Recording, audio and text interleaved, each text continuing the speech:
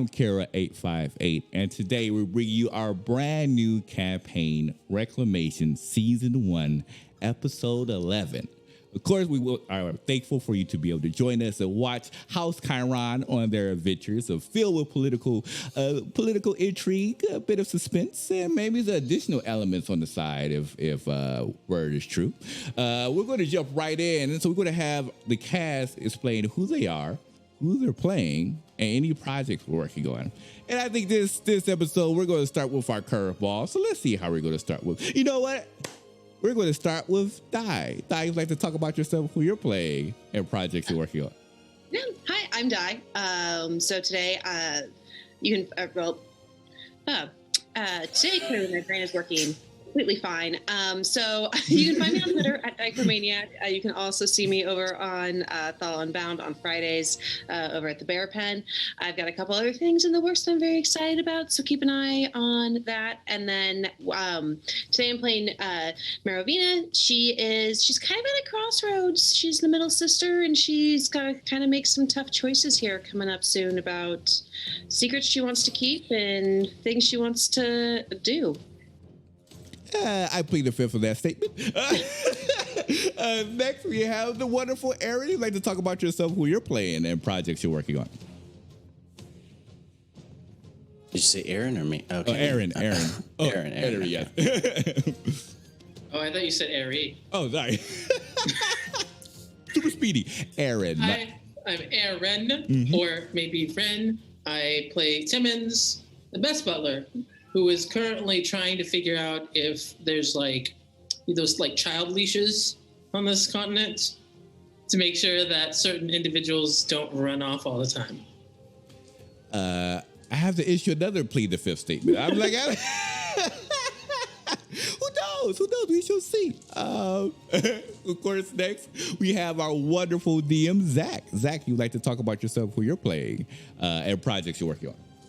Absolutely. I will be playing the chorus of characters today, everyone that is not one of the PCs, and you can find me everywhere on the internet at Wanderer Text. Oh!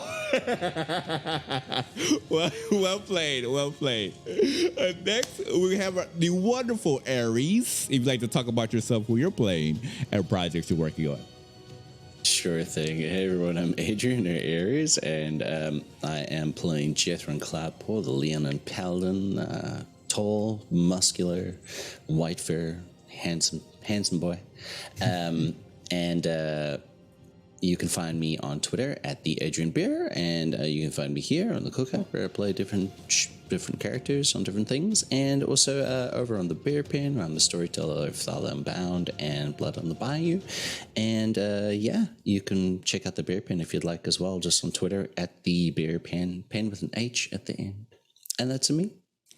Perfect. Next, we have the wonderful Reeve. Like to talk about yourself, who you're playing, and projects you're working on. Hello, everyone. I am at Big Dude Re on all of the socials, so feel free to find a full list of everything I'm up to over there. But right now, I will be playing Kashad, the eldest of this family, trying to keep everyone together, and despite God in the process. And you can also find me over on Rerolls, this brand new channel that is doing Arethian Nights, where we usually do serious things, and at least I try. And yeah. That's it. That's everything for me, really. Quote unquote try. Yeah, you definitely. I'm telling you now, definitely watch specifically episode 3. If you watch any episode of the series, watch episode 3 just to see gloriousness in all of its aspects. No, episode 3 was lost. And of course, we have the wonderful Ari. You'd like to talk about yourself, who you're playing, and projects you're working on. I'm Ari. If you've seen me here on the Cookout, of course, here I play Shay the Wizard, who is having a wonderful time in the mountains. I play Yvain over on Rivenwood. I'm on the Bear Pen as Elijah in Blood on the Bayou, Katya in Fallout. I am the storyteller for Undead in Dallas. I also am over on Reroll's channel, where I play Miss Layla, who is sweet. Mm-hmm. But if you want to find me anywhere, it's Twitter, Small Shadow Snack. It's a possum sanctuary at this point. I make no apologies. Gauntlet dropped. As for yours truly, I am Kara858. I play the lovable sweet breed Umbrea, who may require a leash and other things at the same time. But it's okay. It's okay. They'll grow into that. Of course, you can be able to find all of our content here on YouTube at the Cookout TTRPGs, as well as our Twitch under the Kara858, where we have a wide variety of TTRPG related goodness. If you like Magic School without the bigotry of Harry Potter, you'll love Riverwood Academy. If you, of course, you are here with us on Reclamation, we just completed Boss Beyond Time, our Maze the Ascension campaign. It's been incredible so far. We're going to be on a season break. We should be back about 6 months or so. We have a brand new campaign that shows on Saturday called Fractured Destiny, which features sextuplets. So if you like This Is Us, which is an Academy Award-winning show, you're gonna love this D&D campaign. And if you like a little bit of grittiness with a little bit of horror and spice, we have a brand new show that shows on Sundays called Mist, Light, and Shadows, which is DM'd by Angry Jess. It's also a fantastic campaign. I absolutely love it.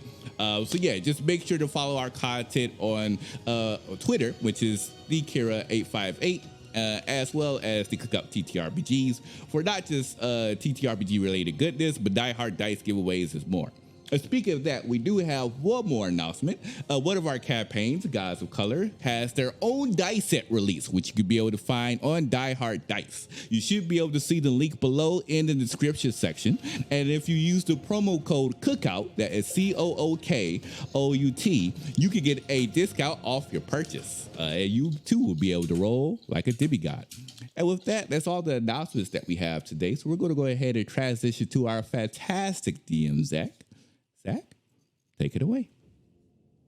So, Timmons, I believe you're usually one of the first to awaken.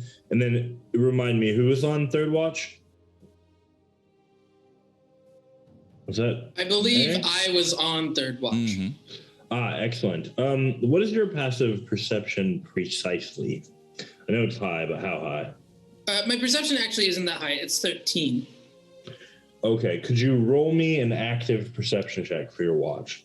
Can do.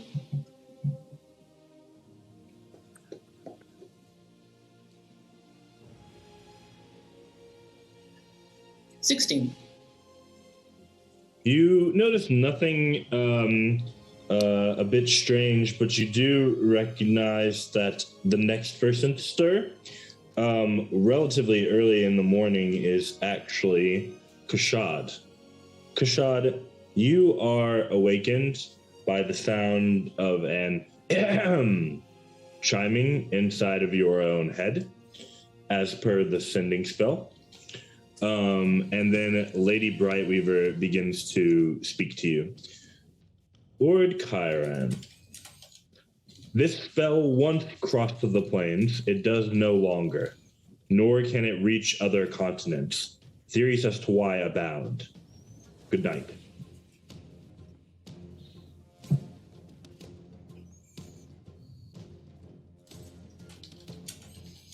Thank you. And he will wake up formally. I will pass the first cup of coffee to Kashad, the first one I make. You all No, I lie. mysterious. I'll pass the first tea. So I know that you prefer black tea. And Kashad will take the tea. There's no need for you to continue doing things like this while we're out and about. I could not disagree more. I imagined you'd say something like that.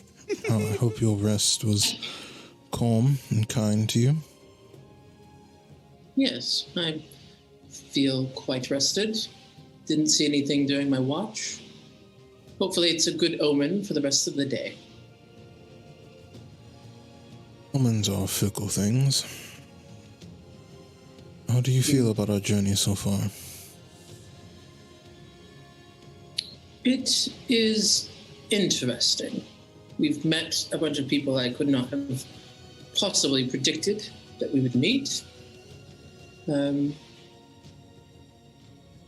am pleased to see the cooperation that is possible when we are all united against a single goal, and concerned that we are perhaps not as united as we could be.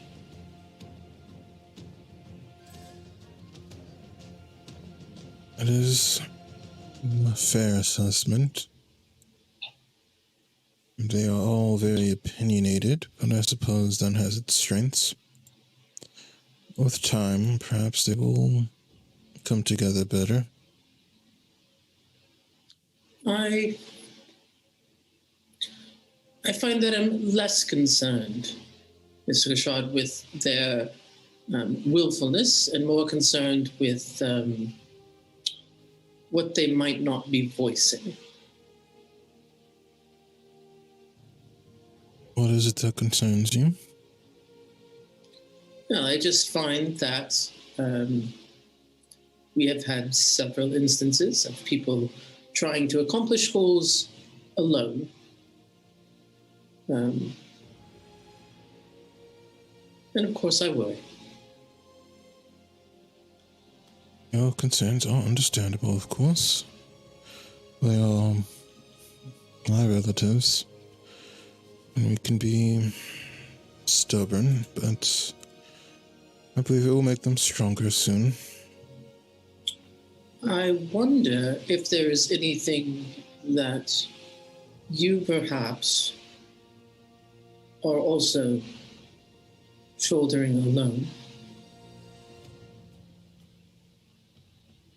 Are you curious, or do you have an answer to that question already? I would not presume to answer that question for you. Yes, but your eyes have a way of finding things.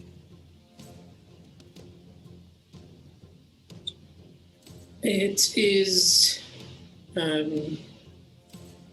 difficult, I think, to manage the duties we have to each other with the wider idea of what we can do as a house and a nation.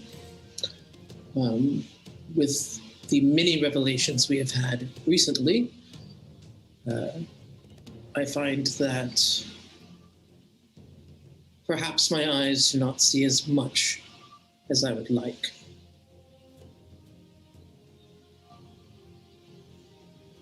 Well, that is a burden for us all. We never seem to have enough. But to answer your question, there's nothing that needs to be dealt with now. There are things, questions to be answered surely, but nothing of immediate issue. I couldn't help but knowing when we all asked our questions of Nezra, or whatever entity it was that answered them, that your question took me a bit by surprise. Does it concern you? I am always concerned for you. I'm not worried of your decisions, mind, but it is only relatively recently, I think, that we have discussed your current abilities in any detail. I recognize it might be beyond my scope of knowledge, but I am here, should you need me.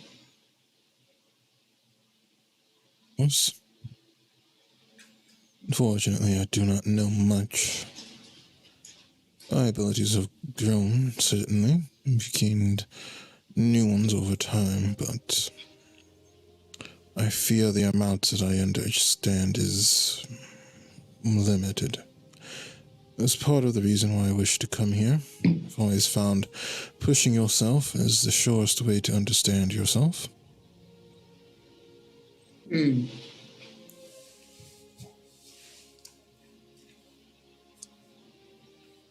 I can think of at least one who would disagree, but I understand your position.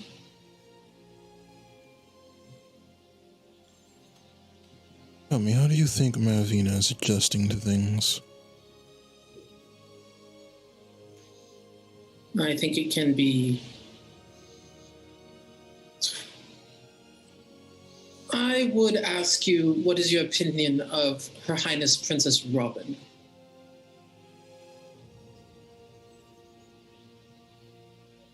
He's young, but and has potential surely, but has a habit of growing bored with things.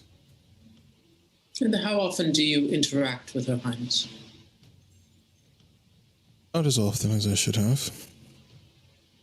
I find that in the case of Princess Robin, her elder brother far outshadows her based on his position within the family, and her younger brother has unique and powerful gifts that are perhaps more widely recognized.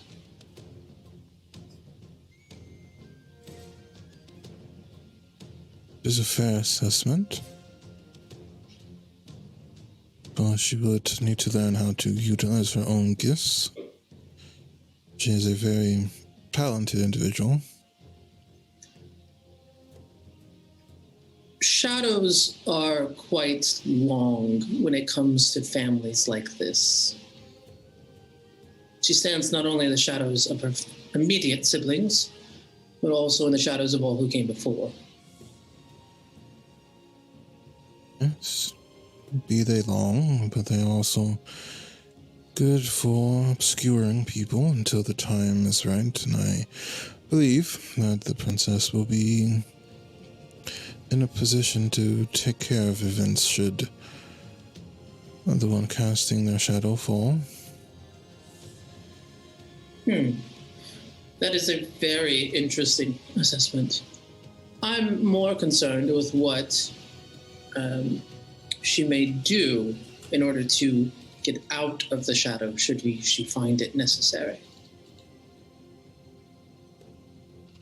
People can often go to rather extreme lengths in order to be seen. It's a delicate place to be.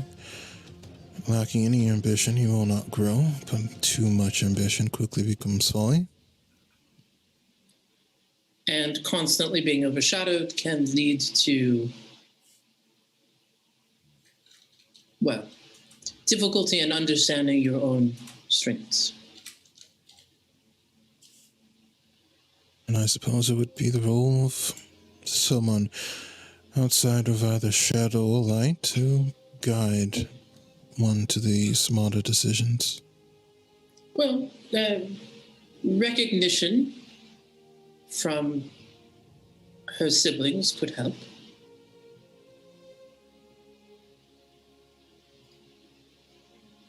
Yes, that is true. Though I often find there's a very fine line between praise and false appreciation.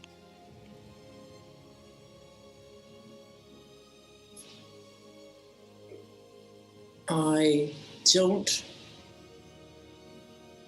like Timmons takes a second and it just completely drops the whole ruse, and it's like, I do not think that will be the problem in Marovina's case. To be clear. I don't, but I'm also aware that it would be a shame for what she will accomplish to be overshadowed by people thinking that it was because we intervened. I believe she will be better than I in enough time. Well, each of you have quite unique strengths to draw upon. It is my wish to assist each of you in whatever way you see fit to help develop those skills. Yes. Just keep an eye on her for me. I worry that both of them have gotten to the point where they do not see talking to me as necessary as it used to be. You know, I went through something rather similar as you came of age. Are some who believe that we receive what we put out into the universe and has a way of balancing itself.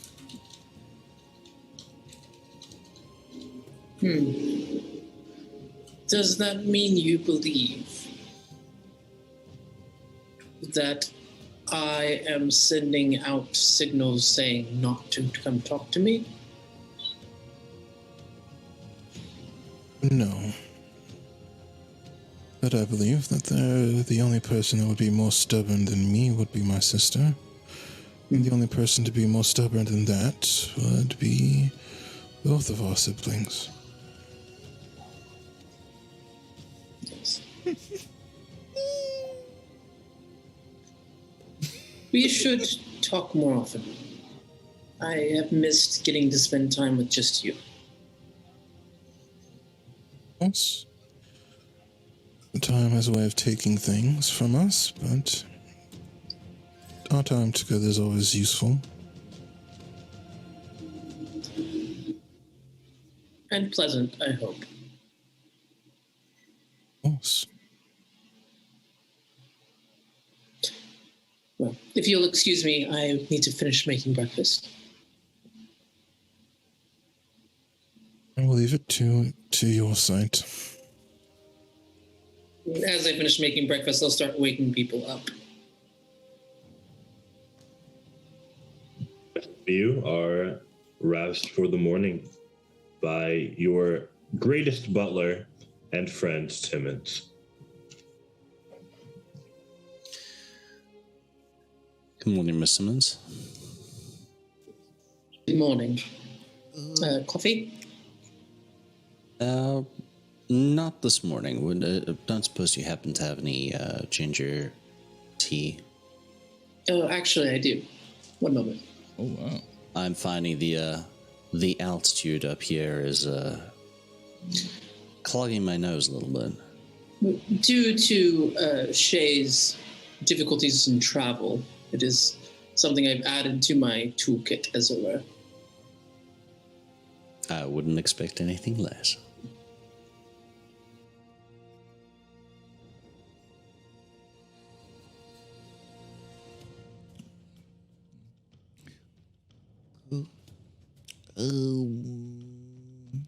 Hey, what time is it? It's wake up time, champ. Oh. Okay.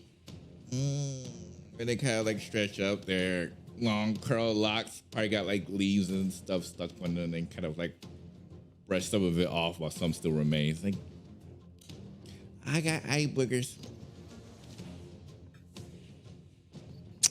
Best to wash those out, I reckon. Mm-hmm. Good morning. Good morning.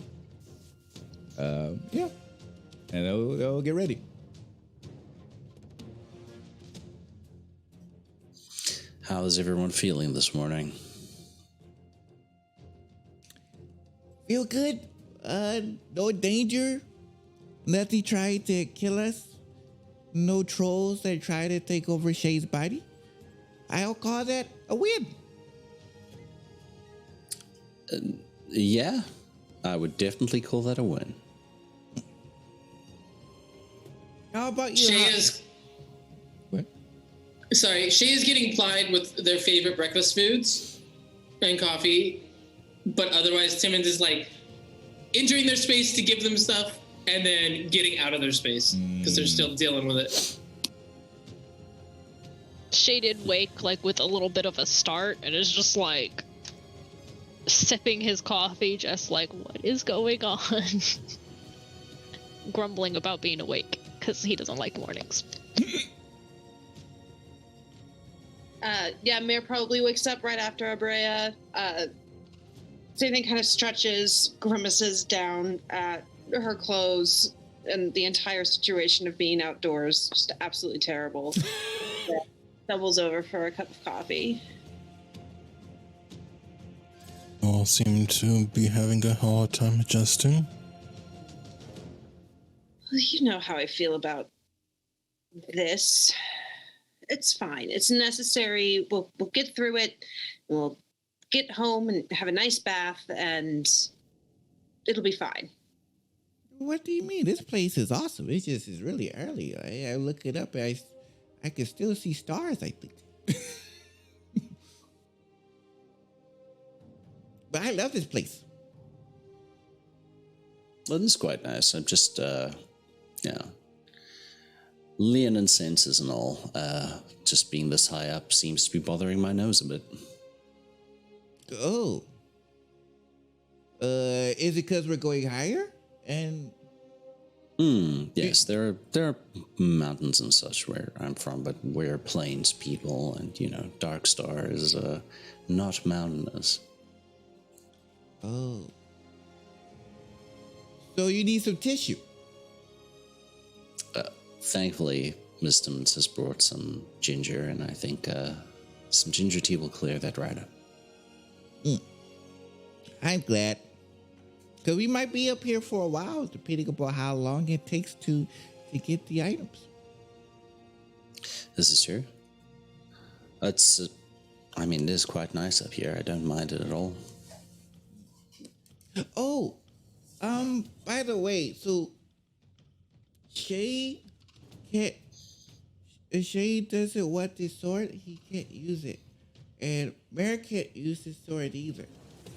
Does anyone? That's a shame. Would anyone like to use this sword? I mean, I'll keep it if no one else wants to use it, but I wanted to see it because I'm more in the back. I like to shoot with my bow because I like my bow a lot.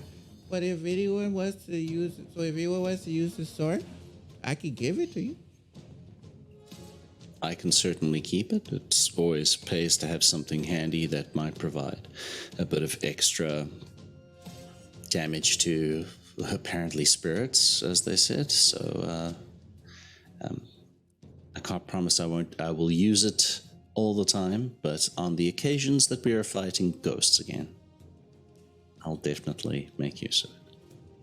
And they'll come like what? I mean, you'll probably use it more than I will because you like to get up in front of all the action, and I like to stop, drop, and roll. Thank you very much, Briar. It is a lovely piece of work. Yes, it is. That's why even no one else was going to use it, I would have used it some way. But I'm glad that you'll make good use of it. I appreciate it. And DM clarification. What exactly does the sword do? What is it? It is a +1 longsword of Jesticarian make. Okay. So it's and that's why it can hurt ghosts.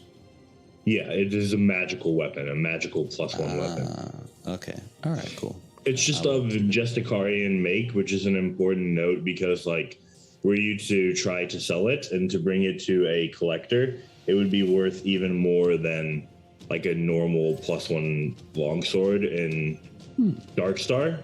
Were you to find an individual who is interested in Jesticarian history, for example. All right. Very nice. Definitely has a decent weight to it, so thank you. Okay. No, it does not need attunement. That's good. Well, I have it just in case. Has everyone asked their questions and had the conversations they wish to have this morning? Well, I wanted to see how you were adjusting to all of this. And travel, brother. I'm doing fine. It's a nice return to a past life, so to speak. Been a long time since I was able to test my strengths against things that were actually trying to hurt me. I'm glad you're finding enjoyment in it.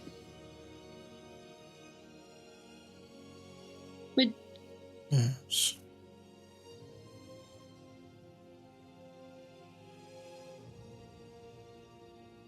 Well, it does not matter. For now, we are still going to continue with our role. Okay. I'll keep an eye out for what we're looking for. So I imagine our shopping list still included some form of crystals and some other beasts. Yes, that is correct. There was a beast. I believe there was another flower that was missing. That was the patch that we found before, but they were all picked up. Flower, There a was also root, the horn. A root, yeah. the horns, and the arcane crystal.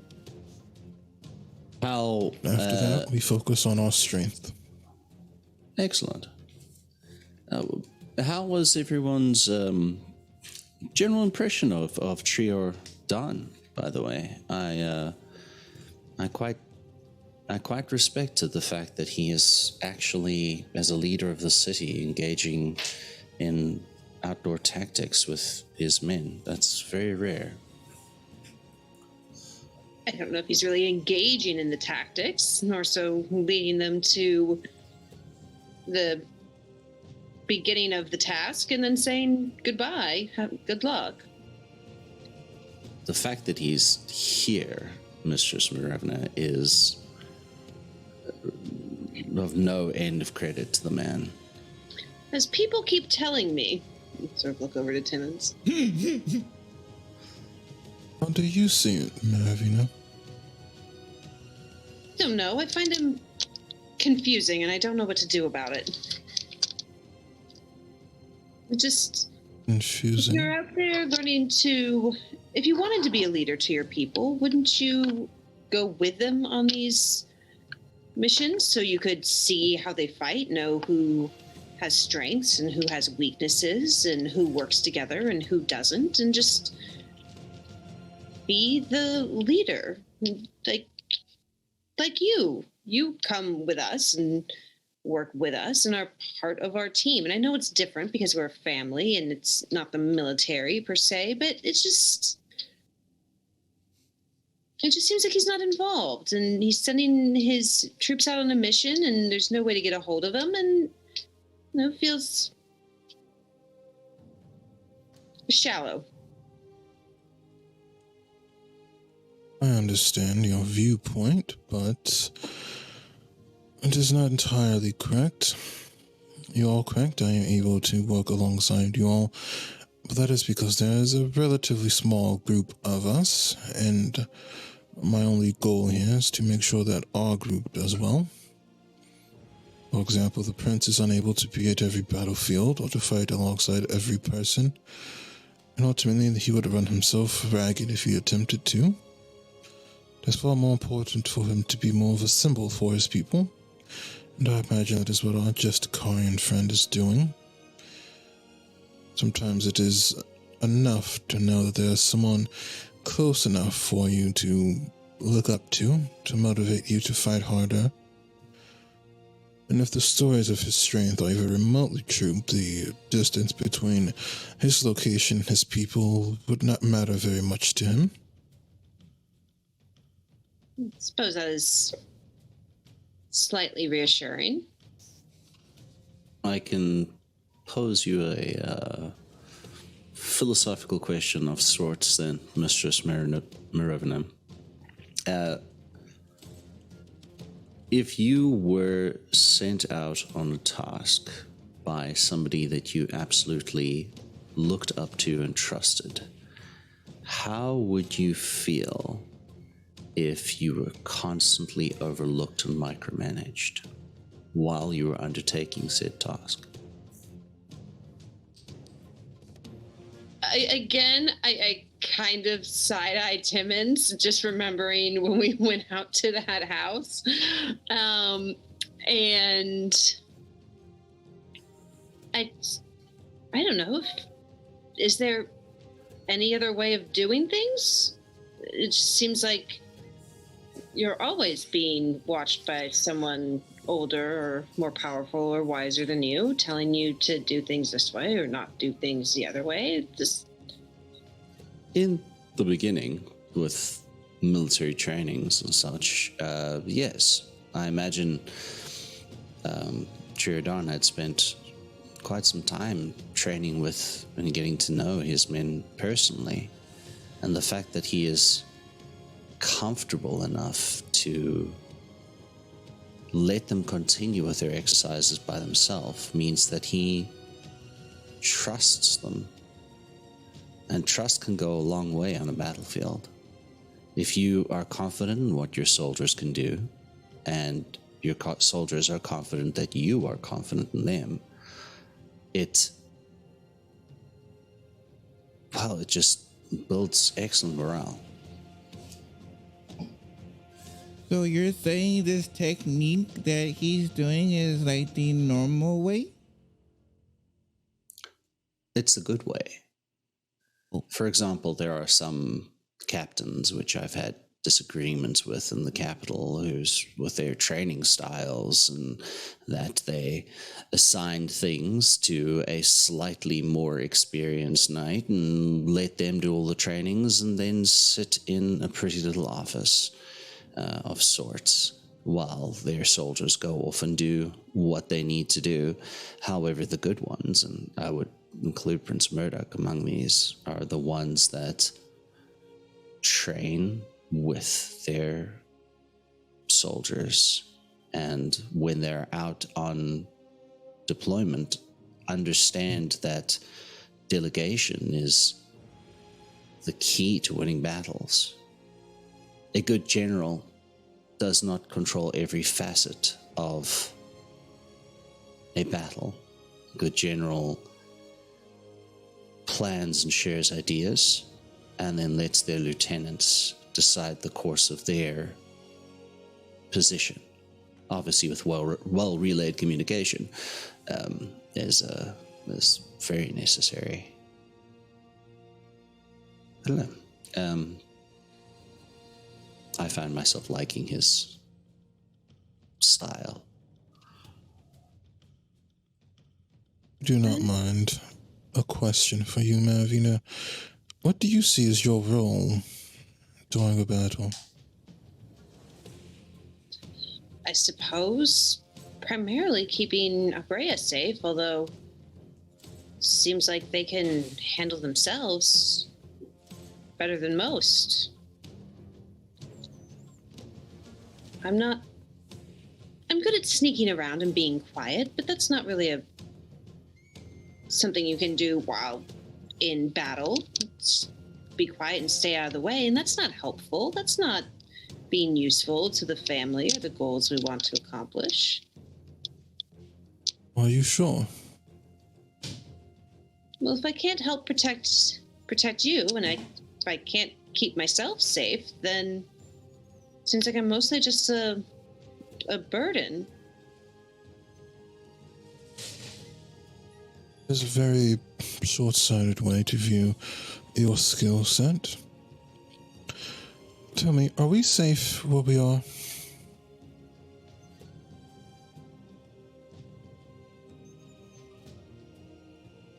Safe enough, I suppose. I mean, we're all together. We spent the night here without any major disruptions. Seems That's true. relatively fine. I mean, as fine as being exposed on a mountainside in the middle of a friendly-ish country could be. It is true. What do you think would be the most dangerous thing for us to deal with while we're here? I'm not really familiar with the animals and any sort of poisonous plants that may be here, but I think the most dangerous thing for us to do would be to start a war on a second front, actually.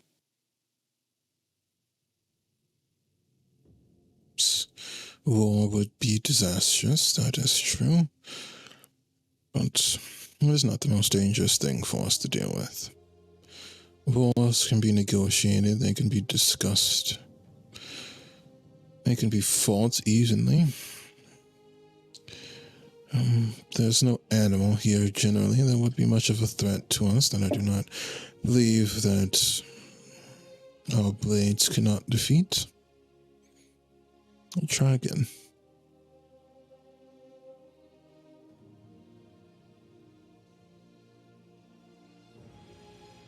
Well, if the threat isn't political, and if the threat isn't a physical thing that we can control, then, or be subdued by, then it'd have to be, if we started fighting, if we broke up with family and were working together cohesively, that would be the most dangerous thing. That would be dangerous, that is true.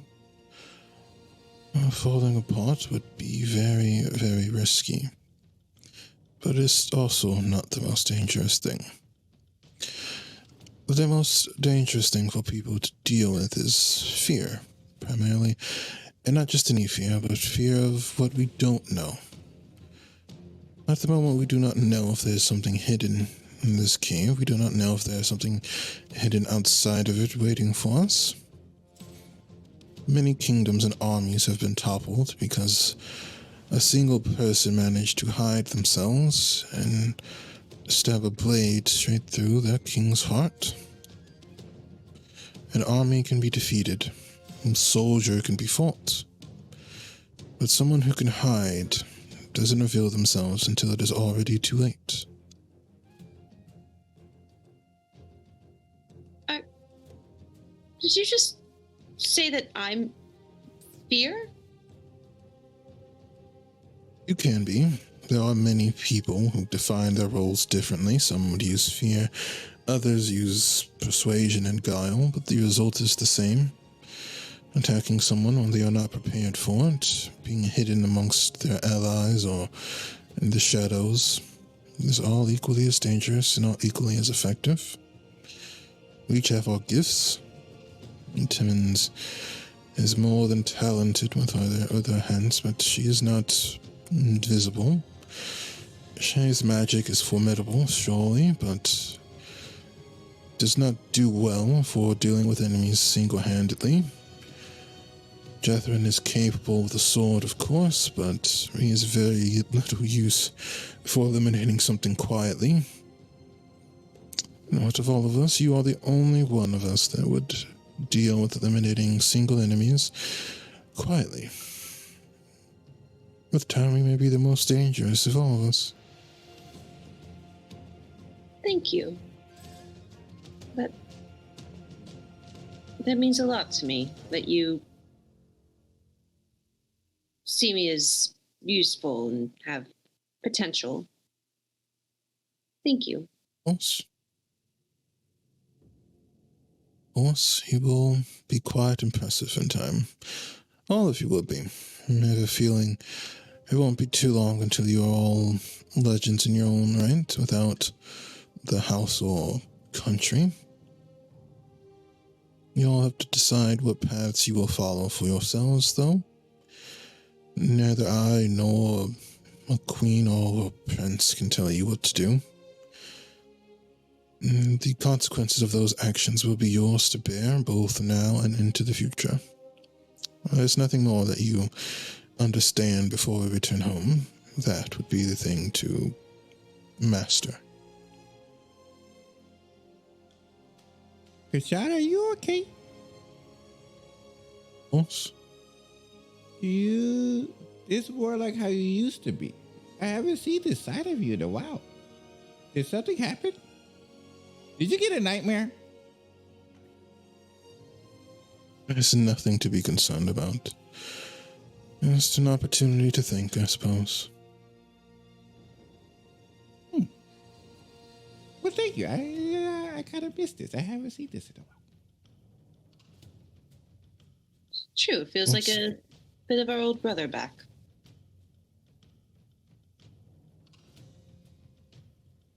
Yes, well, I believe that's enough talk for now. Oh, he's We back. should continue our journey. Okay. and they'll grab their bow. At least we got 5 minutes. And they'll get their contents. DM, before we leave the camp, may I just scout around our perimeter of where we were staying and see if there are any tracks? Certainly. Go ahead and make me a survival check. And perception, if you would. Oh, jeez. That fell on the floor. That bounced all the way out of the tray. Good lord. Let's try that again. Now stay in the tray this time, please. Okay. So That's a heavy dice. survival metal. Survival 15 and perception 9. So you do find some tracks. You're not 100% sure because you're not as familiar with the wildlife up here. Being that not only are you in the mountains, but you're also in a particularly strange mountain range. You would guess that it is the tracks of a koala bear.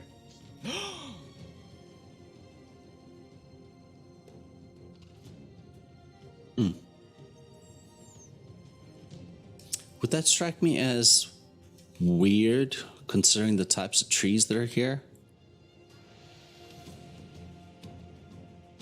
Yes. Yes, it would. Master Brea. Yeah. Come here for a moment, if you would, and just please tell me that my eyes aren't faulty this morning. What kind of tracks are those? I'm presuming I have to make a survival check.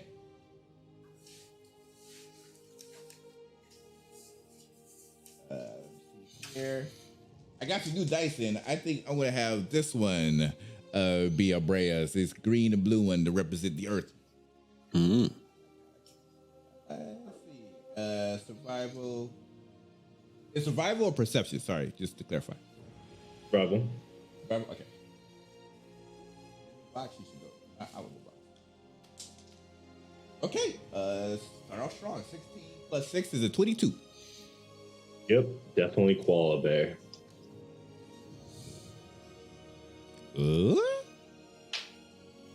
Well, judging by your reaction, I would say that I definitely saw what I have seen. This is not their habitat. And Miss Timmons, you were on watch last night. You didn't notice any...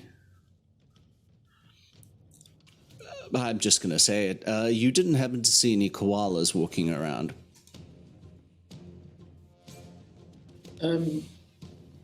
No, Sir Jethrin.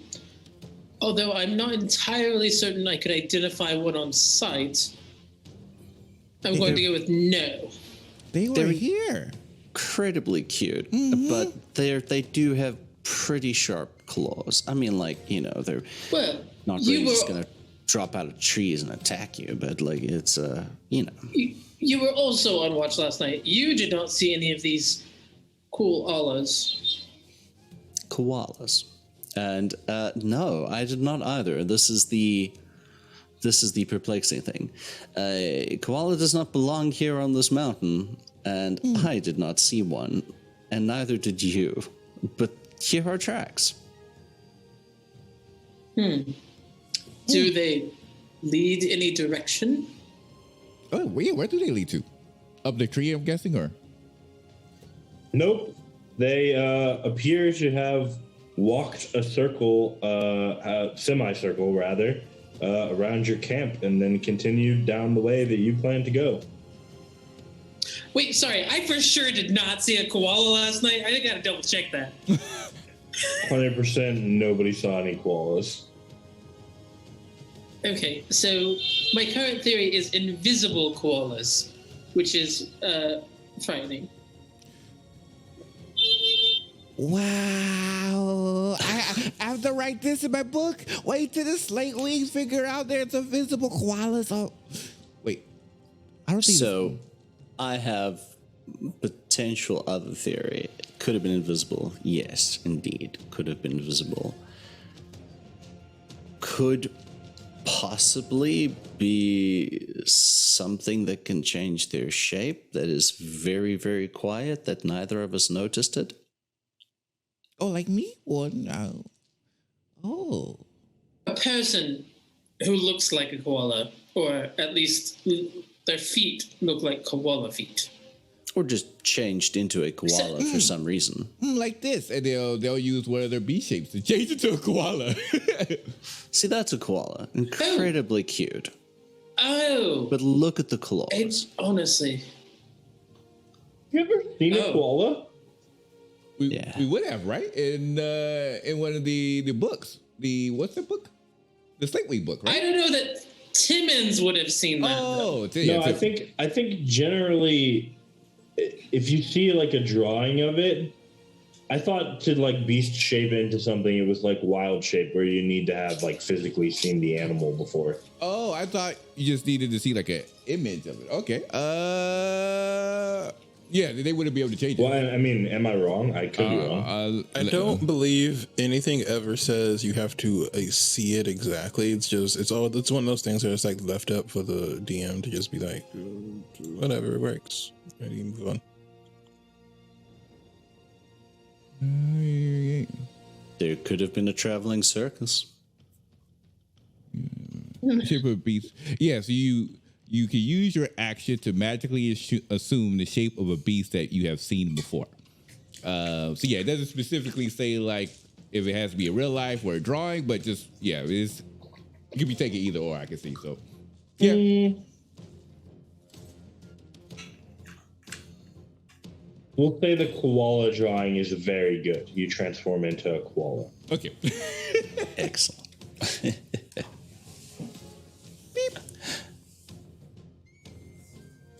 I have never seen any creature remotely resembling this, including last night. They have a very specific diet, and I only saw them on my journey, honestly, to come to Darkstar when I was very young, traveling through certain areas where the trees that they eat are. And those trees are not here.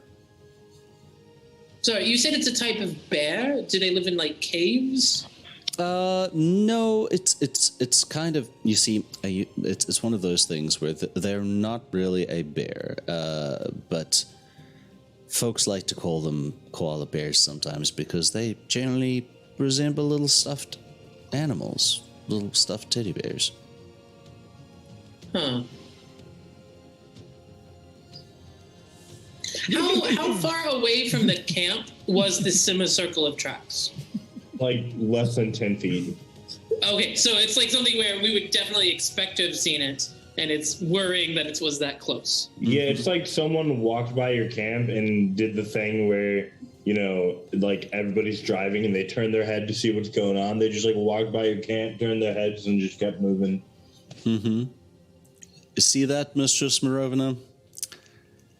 Neither of us saw that thing. It could have easily, if it is sentient, have stabbed one of us in the back. I am incredibly fearful at this present moment. Our brain would shift back to their normal form. We're like, what? Koalas? They eat fruit, right? I think it's fruit. They eat leaves, Master Brown. Yeah. Are you able to track it? Should be able to. I mean, if it's heading in the direction we're heading, fine. But is this one of the components that you needed, or is this just a detour? Don't know if it is. I don't understand these creatures, but they were not on the list. But if it is something that can shapeshift into another, it might be. So, to be clear, you have no idea what creatures you're looking for? you were given drawings of the components, which is why you had no idea to anticipate the crabs until they just like popped up and then you gathered mushrooms from them. So you know what you're looking for, but you don't know what creatures comprise the components. But we do know that a regular koala doesn't have like a horn or a crystal on it, so. You do know a regular koala does not have those things. That is true. That is something that would be in Abre's book for sure.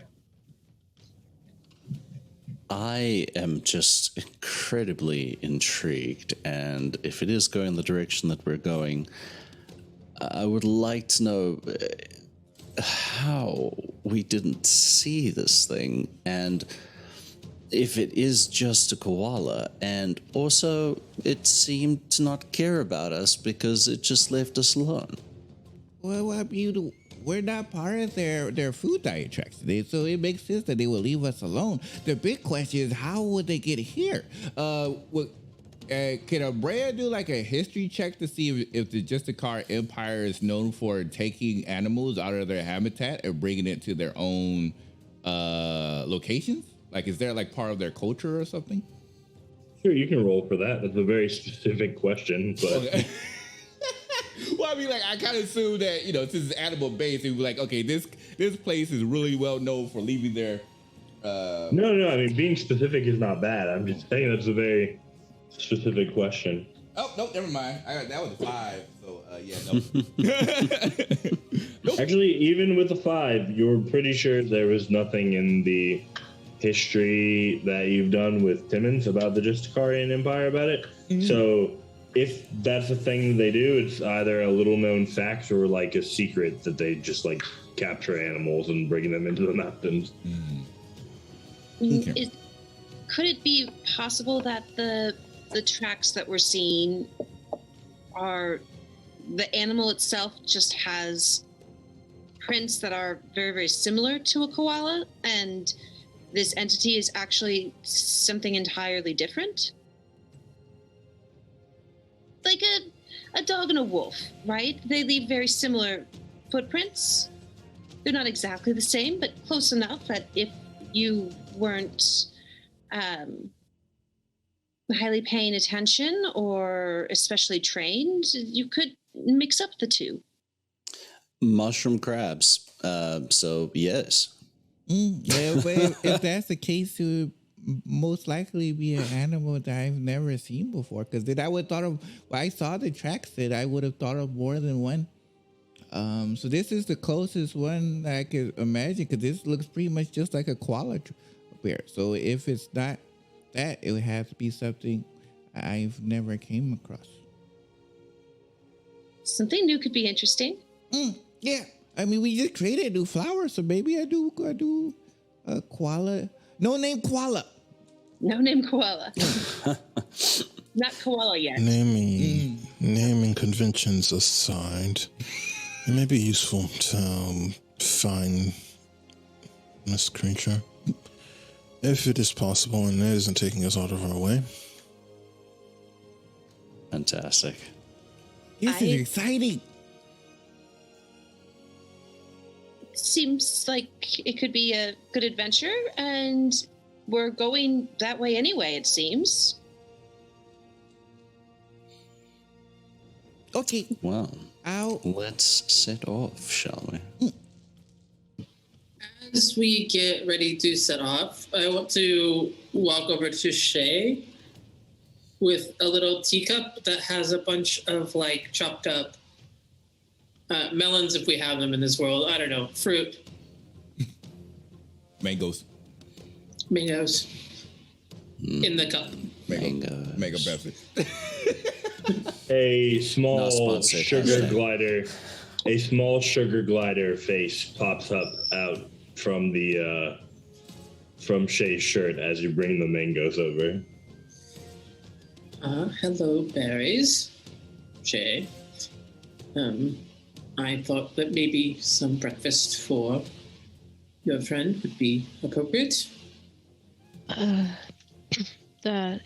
Yes. Thank you. I was about to see if I could find him something. He will like gently take the cup and just hold it near where Barry's is. Just like, I don't know if you want to eat from it. Like, how are we doing this? Little creature shoves its face into the cup and begins to very happily eat melon. Well, I know that people are getting ready to go, so I figured a cup might be the easier thing to carry as we progress. But are you okay? Yeah, I am fine. Just I don't like mornings. Do I believe him? I mean, Shay's never been a morning person. Yeah, it's definitely, it could be double speak, but it's going to be exceptionally hard to tell, even for Timmons, because that is definitely a thing that Shay doesn't like. But roll insight. Roll insight.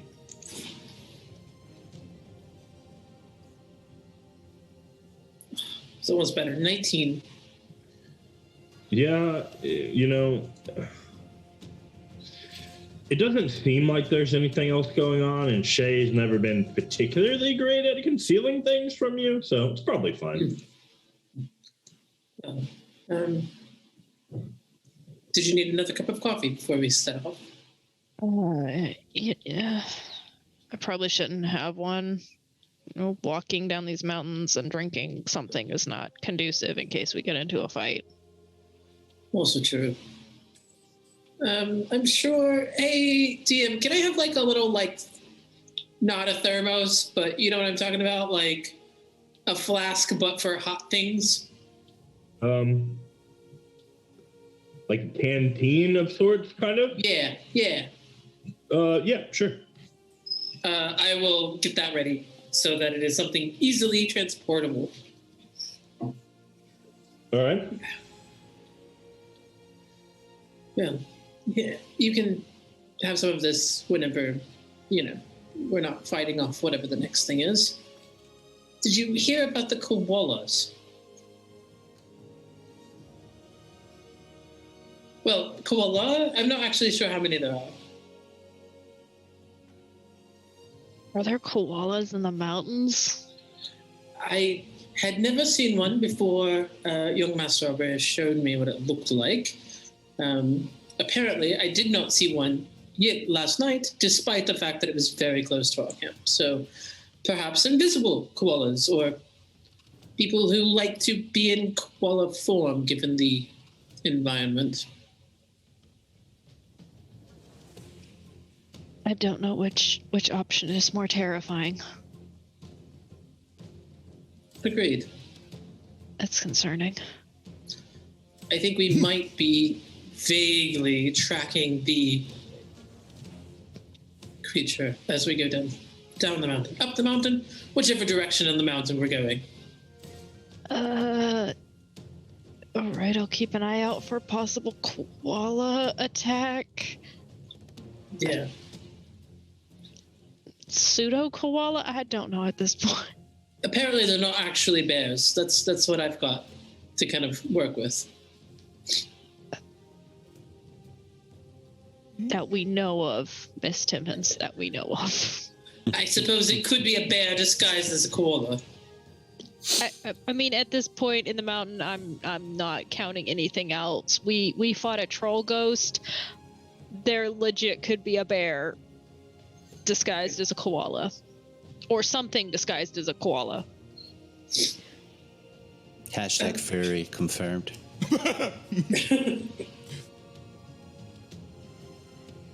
Timmons looks like she wants to say something else, but then stops herself and starts to get ready to go. While we're getting all our stuff together and just getting our packs, etc., I'm just gonna ask Smirovna, Mr. Smirovna, that flute that you made, did you happen to end up with any leftover horn? Not a terrible amount. Sort of pull it off. Any extra bits I've left back as a left back at home. It just didn't seem like a necessary thing to pack. That's fine. I wouldn't need it right now. Would you say there might be enough that I might be able to use it to carve something small? You're more than welcome to have whatever I have left over, of course. Perhaps it depends on how small. Oh, quite small. Roughly. And Jethron will actually pull down one of his braids, and there's sort of like tied into the end of one of them, there is sort of like a circular, just carved bone thing to like hold near the end, just about that sized. Oh, yeah, that should be fine. I have that back home, absolutely. Always Excellent. to it. Excellent. Well, I mean, we might run into something else here that I might be able to collect as well while we're working, but I just recalled that you do have that. Well, of course. And, we are looking for horns after all. Who knows how many things here have horns, and we have to harvest them all and figure out what it is specifically we need. Horns wasn't a particularly specific thing. Specific. Yeah. Well, horn or some bone that comes from something that is not a troll is going to be ideal. I could understand not wanting to keep bits of troll on your person. It's yeah, no, it would send the wrong message. I'm trying to make a gift for someone. Yes. Well, of course. Hopefully we find the perfect thing you're looking for. I hope so. Well, looking around the camp, are we all ready? A Bray is like right next to the tracks, like super excited, almost like a greyhound, just go wink. Lead the way. I'll pack up the camp and then follow the tracks. Yep. All right, you follow the tracks easily for about 10 minutes when you realize that the tracks loop back around and begin to double back towards camp. Wait. How did they do that? Did they go? They went back. They're going back to the camp now.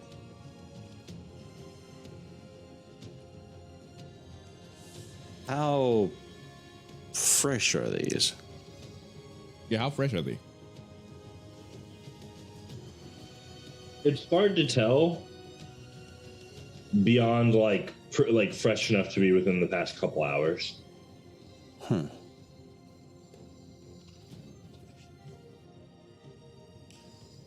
Shall we follow? I would like to, but if it is... I mean, I'm certainly curious. Noah expects the invisible koala. Nobody does. Follow it back towards camp. Sorry, does this mean at some point we have passed it? Like, is there so many ways to move that we haven't? Possibly. Yeah, see, we went this way, and then now it's loopy back. With all due respect, it feels a bit like a wild duck chase. Oh. You know, we have a goal, a direction that we're heading. We've gone down this way so far. And then if we need to go back to where we just left to pursue, again, an invisible koala that allegedly. Allegedly. Well, at the very least, it's a creature that can turn invisible, and that alone is interesting. But does it align with our goals? Potentially? It could have a horn. How smart would these animals be? A regular koala? I mean... So So there's a difference though. Like, so we have a regular koala. I mean, they're like, a beast like in nature. But then think about our friend berries. Berries just looks kind of like a sugar glider, but they can cast spells. I'm pretty sure they're very smart. So it's probably That's true. I mean, what if this is some sort of weird mountainous cousin of Gristle and they can all cast invisibility on themselves? That's what I was thinking. Brea says anything about berries. He just like looks down at berries. He's probably like chewing on an oversized piece of melon or something and is like trying to pull it out of his mouth. I will cast see invisibility.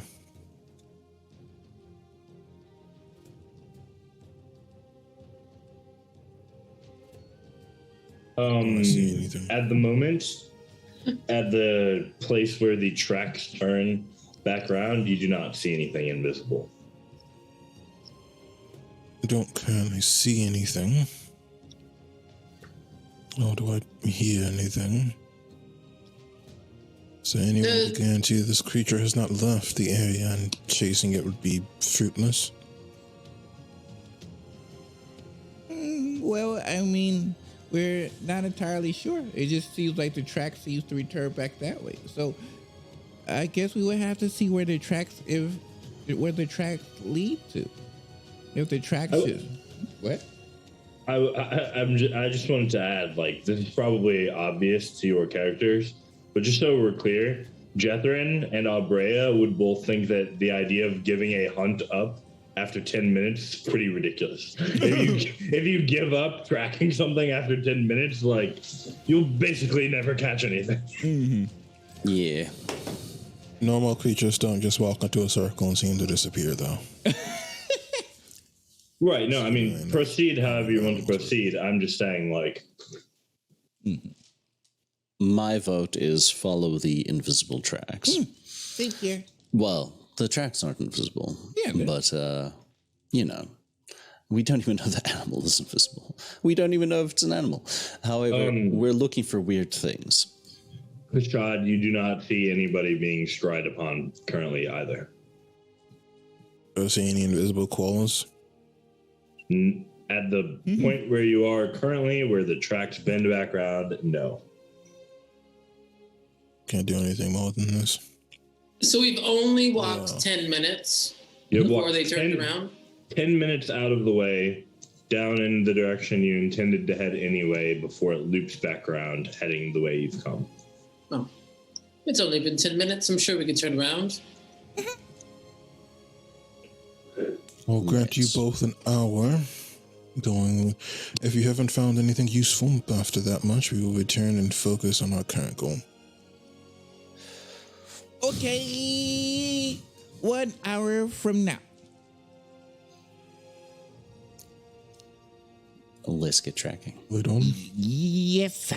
And then we'll start. They're continuing down the path. And again, you can definitely tell Brea hasn't really been this excited almost the entire trip. As you approach the site where your camp was,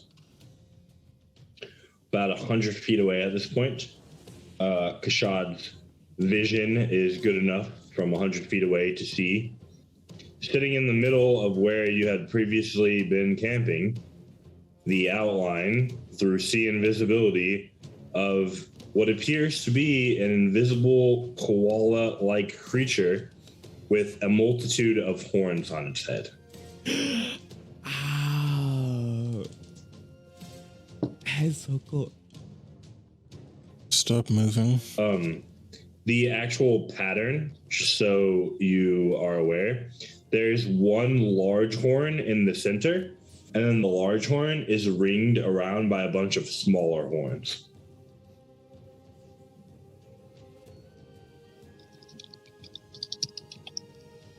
I will communicate that information to the others using my mental speak ability.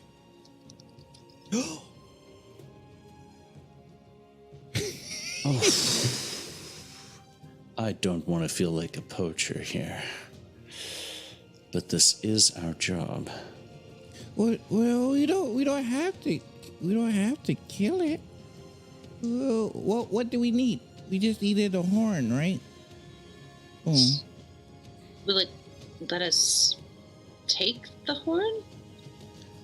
Probably not, but if we can subdue it, we can try and remove the horn or a horn carefully so as to not. I'll leave this to you all to decide. Aubrey and Jethrin, what we do is your choice. Does anyone happen to have the ability to put something to sleep? I could ask them if they may know of like maybe they're like, you know how like snakes they shed out their skin and they get like new snakes. Maybe the koala had horns like shed out, and there might be another one that they could give us. It happens with deer, so it's entirely possible. So I could talk to it and then ask if they could let us know of a horn that we could use. I like that option. Okay, is everyone okay with that? Your decision. Seems a good place to start. Okay.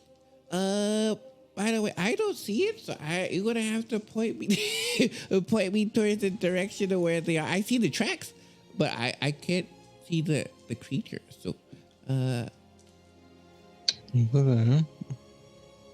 And he will gesture to its location. Jethrin knows he's big, so he's going to sit down on the ground.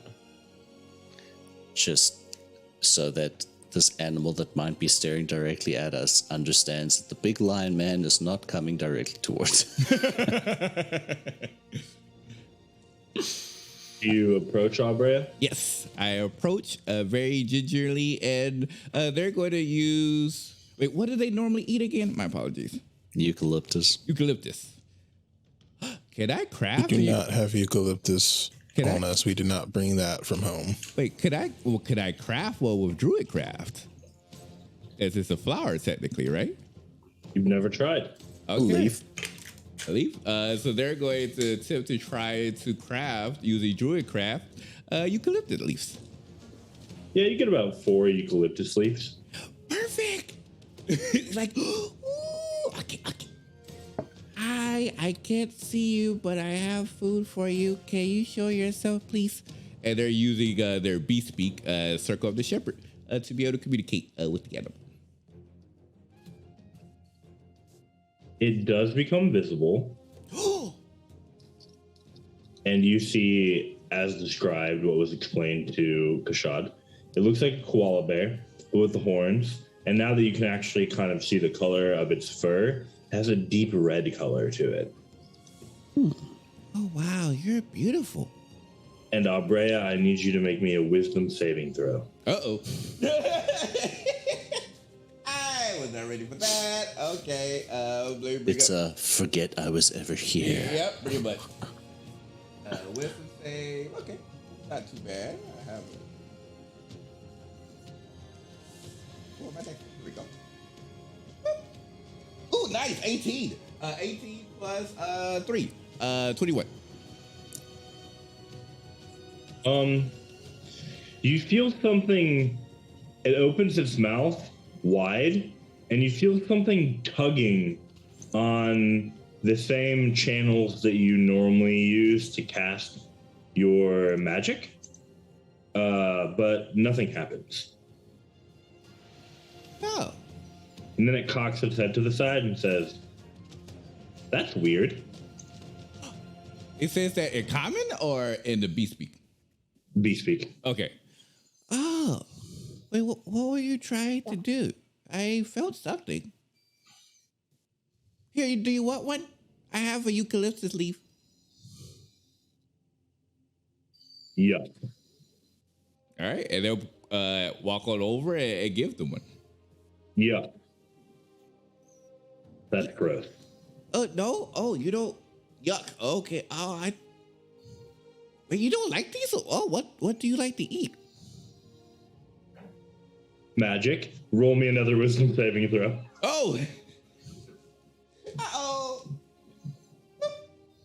Oh, that's not as good. That is a 13. You see it opens its mouth wide again, and you feel that same tugging, but the magic gets pulled out of your channels, and you see like visible strands of arcane energy that go from you and like wisps that come off of your body and then head towards this creature and go into its open mouth. And then it burps, it goes, and then he goes, that's better. And you find yourself losing your highest level spell slot, 1 slot. Oh! Which I think for you is just the first level, but mark one of those off. I have two level 2s. Ooh, okay, so you lose 1 second level slot. Ew. What? So we're watching this It's not doing exchange. very well. Nothing looks as if it's being hurt, though. Well, you could have asked. I mean, why did you have to do that for? Are you full now? Because I don't want to do anything more. I mean, I hope that was satisfying. I could have just gave you a good berry. Yep, that was pretty good. And you see it pass its like stomach. Okay. Well, I'm glad we could get you. Wow, you eat magic. Okay. So I wanted to ask, do you happen to have any of your horns left around? Like, do you shed your horns? Shed my horns? Why would I do that? Well, I mean, like, do you naturally do it? Like, do you like go to sleep and then like after like a week or so, your horn comes off and then a new horn comes back up? That doesn't sound natural to me. Oh, well, snakes do that with their skin. They kind of like shed out their skin and then they have brand new skin. So I was wondering if you have the same thing. Snakes? Are you saying I'm a snake? No. Untrustworthy? Wait, snakes are trustworthy? Wait, did you? No, they're not. Oh, what snakes did you run into? Well, they're always just waiting for a chance to bite you. Oh, you must run into some dangerous snakes. Okay, we're gonna have a conversation about that later, so I can make sure to avoid those snakes. The snakes in our area is really nice, you know. Besides the poisonous ones, you just have to avoid those. But usually they're pretty gentle. Is there any? So you don't get rid of your horns. Is there any way we can borrow your horn or use your horn?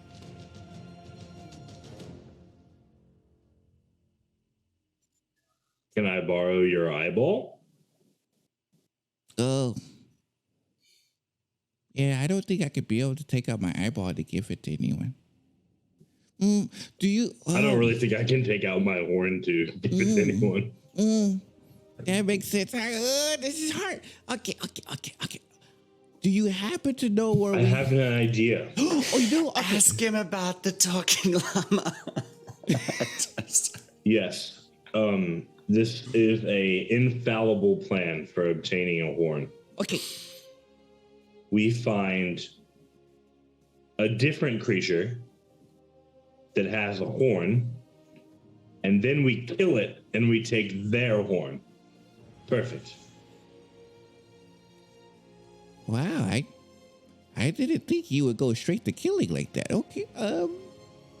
It's infallible.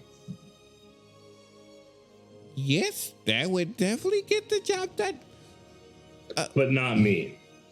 Yeah, we don't. Yeah, exactly. We don't want to hurt you because you seem like a pretty nice creature. Besides, just take it. Next time, though, can you just please ask before you decide to gobble some of my nature magic? I literally just got it back a couple of days ago, you know, so it feels nice and fresh, you know.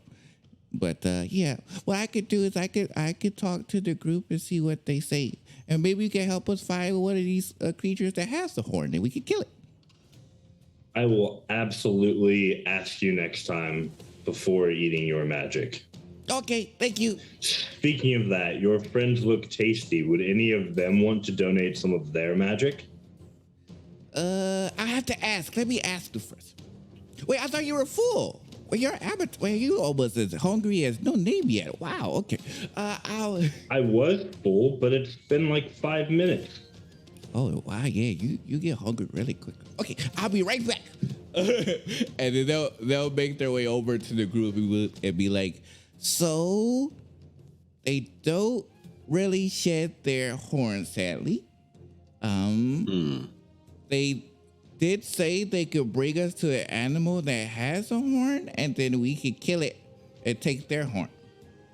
So this koala is very unique. But they eat off magic. So for Kashad, Shay, even you, Jethro, they were asking if they could eat some of our magic. Young Master Bra, I have to ask the question. Do you ever think that this koala might be deceptive? Why would they be deceptive? They're a koala. A magic-eating koala in the middle of the mountains with a horn that doesn't shed who wants to take us somewhere to fight a creature with a horn. When you put it that way, that does sound a little more nefarious. No, nefarious is too big of a word. It sounds a little bit more evil.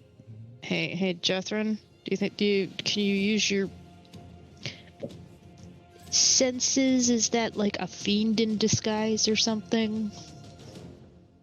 Sure. I will do that.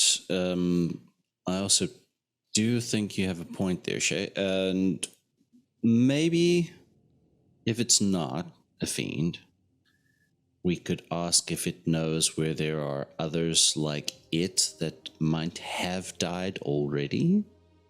Oh, yeah, that worked. But then they wouldn't need it anymore. It'd be recycled back to the circle of life. Exactly. DM, am I within 60 feet of where the... So I believe you had koala is? sat down 100 feet away. Would you like to move closer to try to get in range? Sure, but I will walk with Obrea slowly. As you start to approach with Abrea, you've moved about 10 feet total after you've stood up and started walking with Abrea. When Abrea hears the koala-like magical creature go, "Oh my god, it's a lion!" And then it goes invisible. Go. He was scared of you. They were scared of you. He wanted magic, though. Can you tell him that I'm just coming to give him some magic? Rashad, you also see that it has gone invisible, but it also hasn't moved. It just went, "Oh god, a lion," and then went invisible right where it was sitting. They're still in the same place.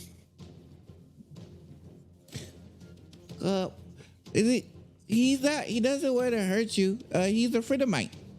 And he has magic. Oh, good. Magic's tasty. And I guess we'll start to make our way a little bit closer. He said, "Oh, good, magic, tasty," so he should be good. All right. Well, as soon as I get close enough, I can, get a ping on it. So as we're walking slowly, when I'm within 60 feet of it, I'll use Divine Sense to know if it is celestial or fiend or undead. It's definitely a fiend. 100%. Right. This is something I don't know in your world. Do we classify all fiends as being inherently evil here? Not inherently, although, in this case, the stereotypes are often true, not always. Rarely are they ever good, but sometimes they are neutral and just like trying to live their own life. How does Anasmate... You have heard a few stories of fiends that have gone against, quote unquote, gone against their nature, so to speak, and done good deeds in certain circumstances. All right. How I would does just add that Anas as well. Vitae feel in general about fiends? Great question. So, Honest Vitae is the deity of life. So they tend to regard all life as precious and a thing to be protected generally, regardless of the good, evil, neutralness of the alignment. Okay.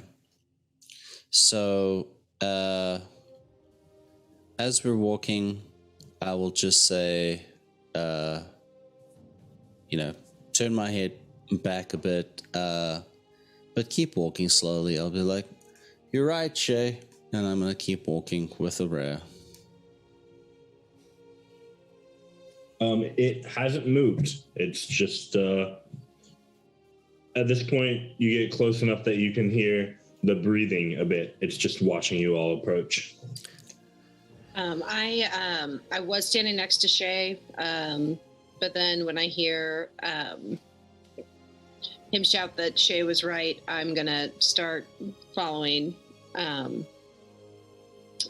Jethrin and Abrea like down the path that they're going, sort of shadowing them. Like, no, not letting them go alone. I will wave gently as we come there. Hello, my friend. Do you speak the common tongue as well? Wait, a koala? Yes, I do actually. But I believe your friend started speaking to me in a different language, and it seemed rather rude to ignore them. So, Well, thank goodness. Excellent. So, I also speak this language, and then you hear the dark, the dark tones of Infernal. Yes, I could feel that. That one's not so bad. The other one, that one kind of like makes your skin crawl a little bit. That one's just a little bit unpleasant, to be honest. Maybe we could stick to common. Wait, Common it is. so you're not a koala? What's a koala? Oh, okay. So, introductions all around. Brief introductions. Do not expect you to give us your real name. We will not give our real names either. Do we have an accord? Sure. What's your fake name? You can just call me Jay. Okay. And what about you? Fake name? And he looked towards Jethrin and says, "Hey, you can call me no name yet, Druid." Okay. You'll be Jay. You'll be what you said, and I'll be Jay too. J2. I like it. Well, No, J2. Jay also. Oh, okay. So you call me Jay, I'll call you Jay. I like it. I am on board with this plan, my good being. So, as my friend here has told us, you have a diet of magic. That's very interesting. It is very interesting. Would you be interested in perhaps a little bit of magic for a very specific request? Maybe. What's the request? So, the request is, are there any more of your kind like you that are here on this mountain that have already died that we could collect some horns from? And would you be able to show us where we might find this? That's going to be tough. 'Cause I'm pretty special. Nobody's really like me. I can tell. I thought the entire time you were a koala. But everybody's got a species, right? Okay, hold on. Stop. What in goodness names is a koala? Like, Dope. They'll bring out their book that they have for the Slate Wing that says, "This is a koala. See, it looks like you, but with no horns. It's smaller." where are these creatures located? Not here. Okay. Not here. Oh, well, where would one find them? Oh, gosh. I would I be all right enough saying it is more towards the east of the continent, like ish? Yeah, probably roundabouts your homeland would be a reasonable area. Eastish of the continent. You're looking for eucalyptus trees. I see. Well, eucalyptus is disgusting. But I am thinking about hunting those things to the ends of the earth and destroying all of them. Well, Why? That's not very nice. Yeah, why would you do that? They're just living their life. Just like you're living your life. They're posing and pretending to be me, and I find it rather offensive. Oh, Well, imitation is the sincerest form of flattery. that's just natural selection. Like they mutated to that. It wasn't like they chose to be like, I'm going to look like this. You know, biology came in, and then nature was just like, you're going to now look like this creature. So I don't think they were doing it on purpose. Nature made this course. Right, like when I'm going to eat them, it will just be nature doing its course. Hopefully, don't wipe out an entire population of these animals, if you don't mind. Although I would not go as far as to go out of my way to stop you, but I can thoroughly encourage. Please don't do that. I'd be willing to agree not to destroy their entire species for a little bit of magic. And one of your horns. Yes, that sounds good. I won't destroy the entire species, and you give me some of your magic and the horns of one of my brethren.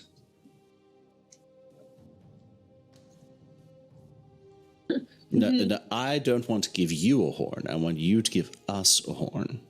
That's not the deal one of you your were making. We were talking about things that you're going to give me.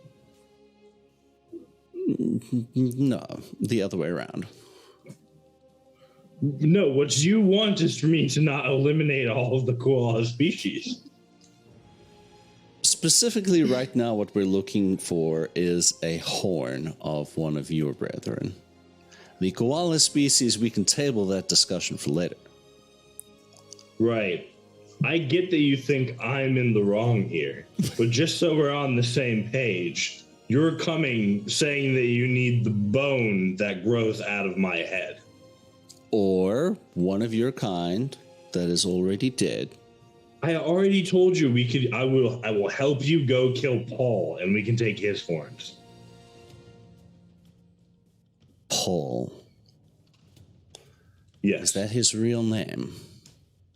Yes. Fantastic. Well, not his real name. Oh, you see, I thought you made a little slip up there. That would have been fun. But so I'm beginning so to think you and I have extremely different definitions of fun, lion person. I don't know. I'm enjoying myself quite a bit. But why kill Paul? Are there none that are already dead?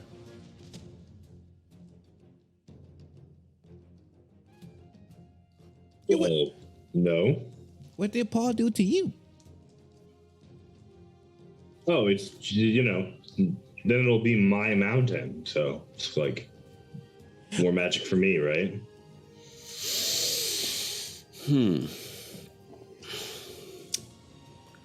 may we have a moment to confer with the rest of our group?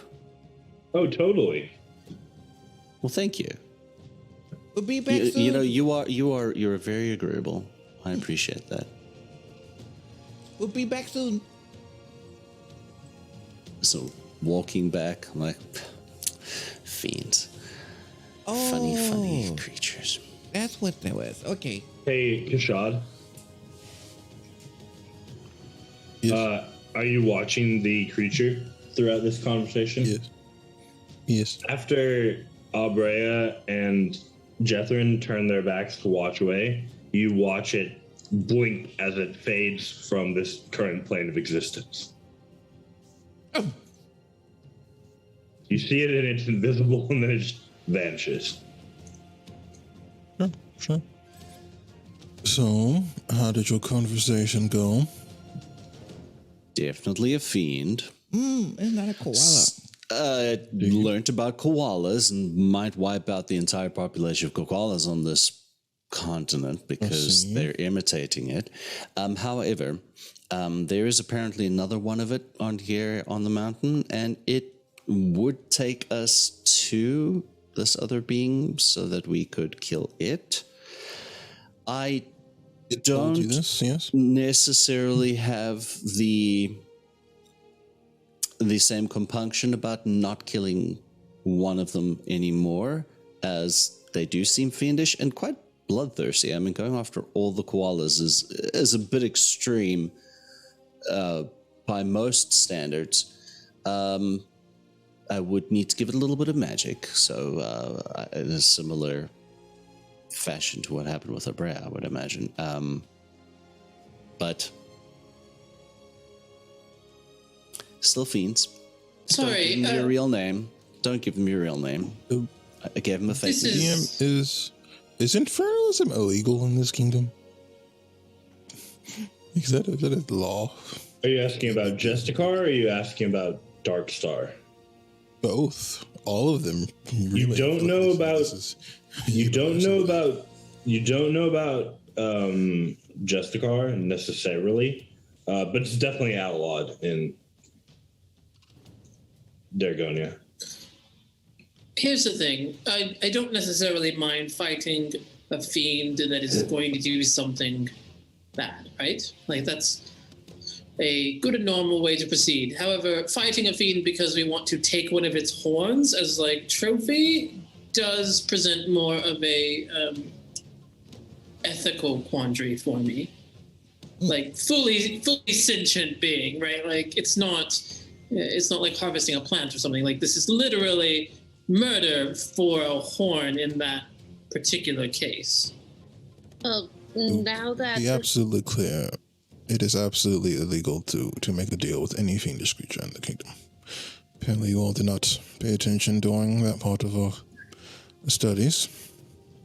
Second of all, was this entity going to show you where its brethren was before or after it left? Left? Well, I mean, it's invisible, but... It is gone. No, it left. Oh. Wait, so he lied? They lied? That is what fiends are known to do. By every story. To return, we shall remind you all of the laws of the kingdom, including don't make deals with infernal beings. Okay, I didn't know they were a fiend until we started walking back. I thought they were a koala. I didn't even know they could speak common until Jethro started speaking common to them. Hey, they're really sneaky. You come across the homicidal, fiendish monster bear thing. We will have to eliminate it, to be clear. Well, that's the law? Yes, it is also true that you just unleash something that would cause irreparable harm to the environment. Oh, yeah, that's true. We don't want it to eliminate an entire species. Yeah, that is That's of particular concern. Gosh, they're always one step ahead of you. You see, what I should have done was be clear that I wanted to wait there for us. Wording. They're like lawyers. It is. At least he wasn't as annoying as imps. At least he wasn't as annoying as an imp. He was actually fairly reasonable, aside from wanting to kill every koala on the continent. Oh yeah, I'm glad that you were there, Jester. I wouldn't. I know about animals. I wouldn't know how to do a feat.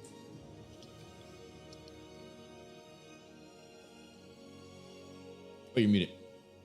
I mean, it is not my specialty, but, you know, we've had to deal with the occasional fiend during my paladin training. Occasional, mostly imps. They are devious and annoying and frustrating.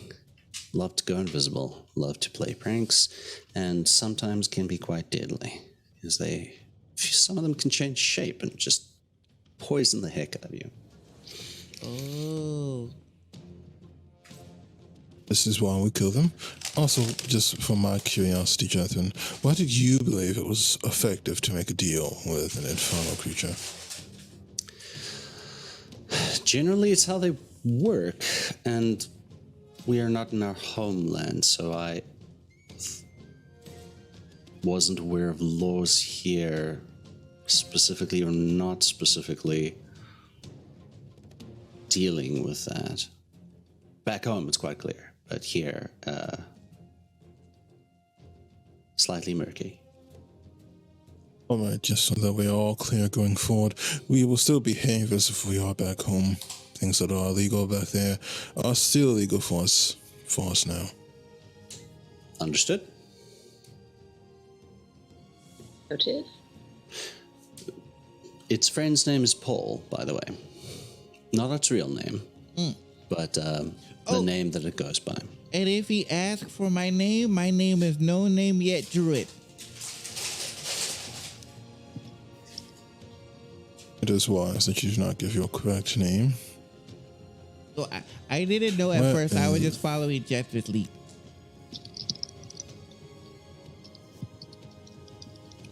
Did it mention what this other creature was? Not yet.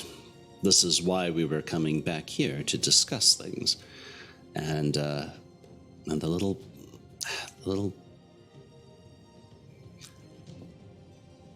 I wanted to use some profanities there, but it disappeared in this. Well, it has not been a loss. This amount of time has at least given us the knowledge that, in addition to trolls and giants and a very important person in the government of Justicar and a significant contingent of their army, and whatever the monsters are further up the mountain, have I missed anything? Oh, spirits. There are also fiends. So to repeat a bit of our conversation from last night, no one wander off. Yeah. I would not go anywhere unless you all come with me. I remember that was the deal, and you said you wanted to share my home. Before we go trapezing around more woods, is the deal made? And if so, how do we summon this creature back to help us? Well, in that case... No, we're done, because they went away, so no deal was made. Do not explain how to summon an infernal being, please. I don't believe any of you should know that. None of us should know that. I have no idea. I can summon anything right now. Oh no, I can summon animals, but that's it. Well, those are not fiends. If it thinks that we are just negotiating the deal amongst ourselves, he must have a way to monitor us or for a call of some type, and then we say, "Oh, hey, evil koala, we love the deal that you've offered," and when it shows back up, we kill it instead.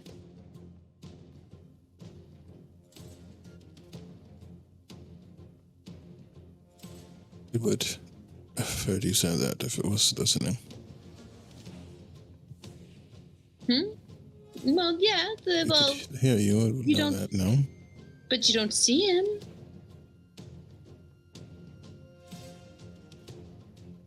So act as if you are being watched and followed. Okay. Yes. I could definitely, because even though they're invisible, I can still follow their tracks. So if I see tracks of that somewhere around, I could let you all know. It's probably our best bet to find this Paul fellow creature. And now that we are aware that there are fiends as well on this mountain, perhaps we all go by code names whenever we meet anybody new, just in case they're a fiend masquerading. Oh, I told that one to call me Jay.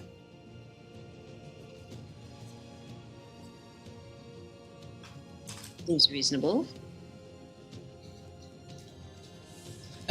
My lovely long-haired companion, our wizardly friend. I feel like a good code name for you would be Coffee. I'll let it slide.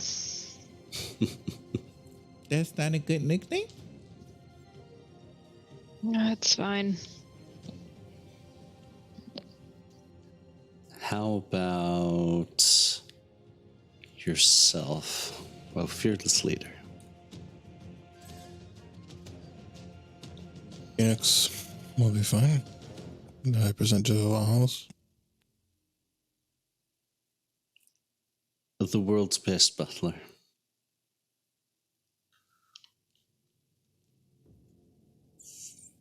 Sorry, Phoenix took me out just a little bit. I don't know. I barely require the use of a code name.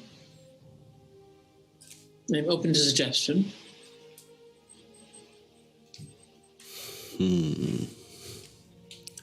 Butler. Gray dynamite. Works for me. Just butler would be fine, I think. Butler. And yourself, our stealthy friend. I think you can call me Mercy. Mercy. That's cool. I like that one. Thank you. Honestly, I'm having a fantastic day. This has all been very entertaining. Although I do feel the impending badness about mass murder of koalas. Thoughts on where we shall head next? Go back up where we were going to go. Who knows? It may follow us. This is true. Okay, well, if I'm not following tracks, that I can still stay in front to keep an eye out, because my eyes are like a hawk. I can see so far away. But other than that, I wouldn't have to worry about tracking, because we don't have to worry about following tracks. They come spelling, but that is fine. Okay. And they'll tug on their bow on the top and get their arrows ready from their sack. Like, okay, off we go. And they start walking. After about an hour, you find the markings of an active place to find your route. You knew exactly what you were looking for since you had found where it grows previously. So as you're walking along, you spot another patch, and you're able to notice it immediately. Yeah, I found the route. I can't see invisibility again. You do not currently see anything. No. Except, how long has it been? Yeah, there is a scrying sensor. Roll me perception. Oh no, I'm not good at that. Why do you do me like this? That's a 5. That is over your group. Oh, I use the telepathic thingy to notify everyone that we are being watched. Oh.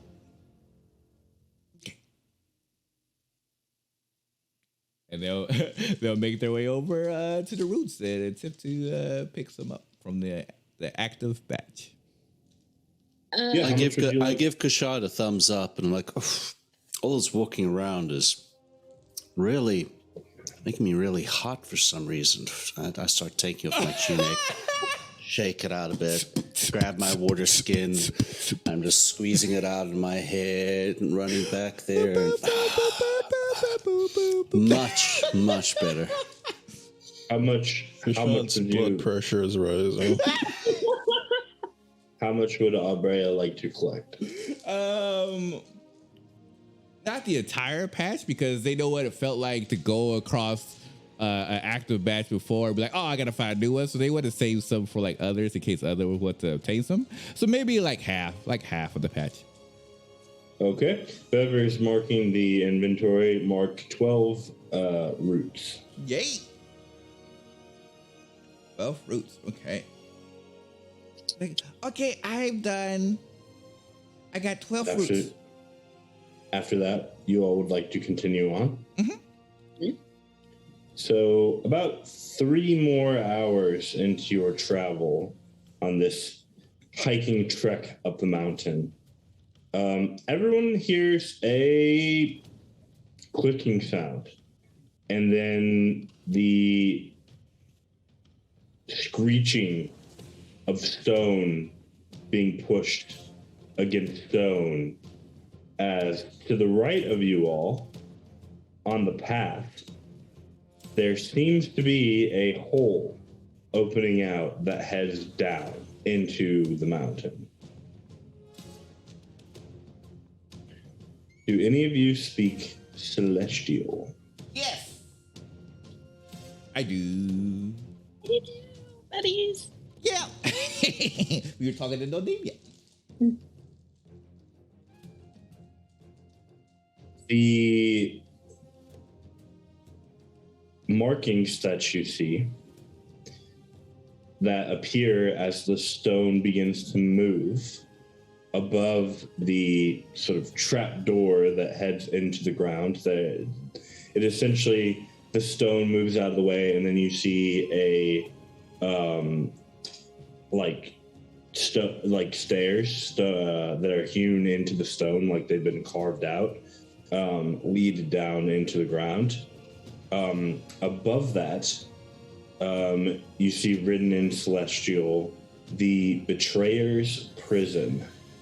And then there is a marking that you don't fully understand, but you gather is some kind of designation, like an archaic Celestial specific like counting system, almost like an Alpha Omega sort of lettering system. Abrea looks towards Mare and he's like, you see that? I do. This doesn't seem like a place we should be. Nothing. I can't imagine. Well, any place that's a prison is probably not a good place to go to. Wait, is this the Betrayer? What do you mean? Just a prison? Is this the Betrayer? Kashad, didn't you say something? You asked a question about a betrayer who did experiments on you? This place says a betrayer prison. The betrayer prison here. Maybe it could give you more information on what happened to you? I'm going to go and see what's down there. The rest of you stay here and be careful. But there's absolutely no way we're going to let you go down there by yourself. I could be a squirrel. I would agree. Grammatically, does it say like the betrayer's prison? Sorry, betrayer's prison, as in the prison owned by the betrayer, or the betrayer's prison, as in the prison containing a betrayer? Does it say in Celestial anything more specific grammar-wise? For the syntax, you would gather that it is where one of the betrayers is imprisoned. And it just fell apart. Didn't fall apart. It very specifically reacted to something as you all walked by and moved out of the way as if beckoning you inside. Secret passage, stone hewn to where a betrayer is kept imprisoned. Elector took a shot and be like, I think they probably have information about what happened to you. If it's open because I was here in the first place. I think so. That's just a guess. It's not the worst guess. Although that just leaves me with more questions than answers. I will allow you to accompany me. However, if things go poorly, it is your responsibility to get the other two out first. Do you understand? I understand. I'm reluctant about it. We'll get you out too, no matter what. Stay close together.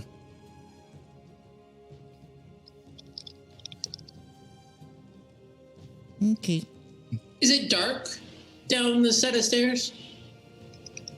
Is it dark down the creepy set of stairs made out of stone? Hey, it has a secret door. It could also have secret torches. I don't know. Unfortunately, there are no secret torches. It's very dark. It's super bright. It has 4,000 watt bulbs in it. It's fine. See everything. Okay, what I'm picturing is like oil lamps that when the door opens, it hits a flint and they also light No, the 1999 classic, The Mummy. Not a thing.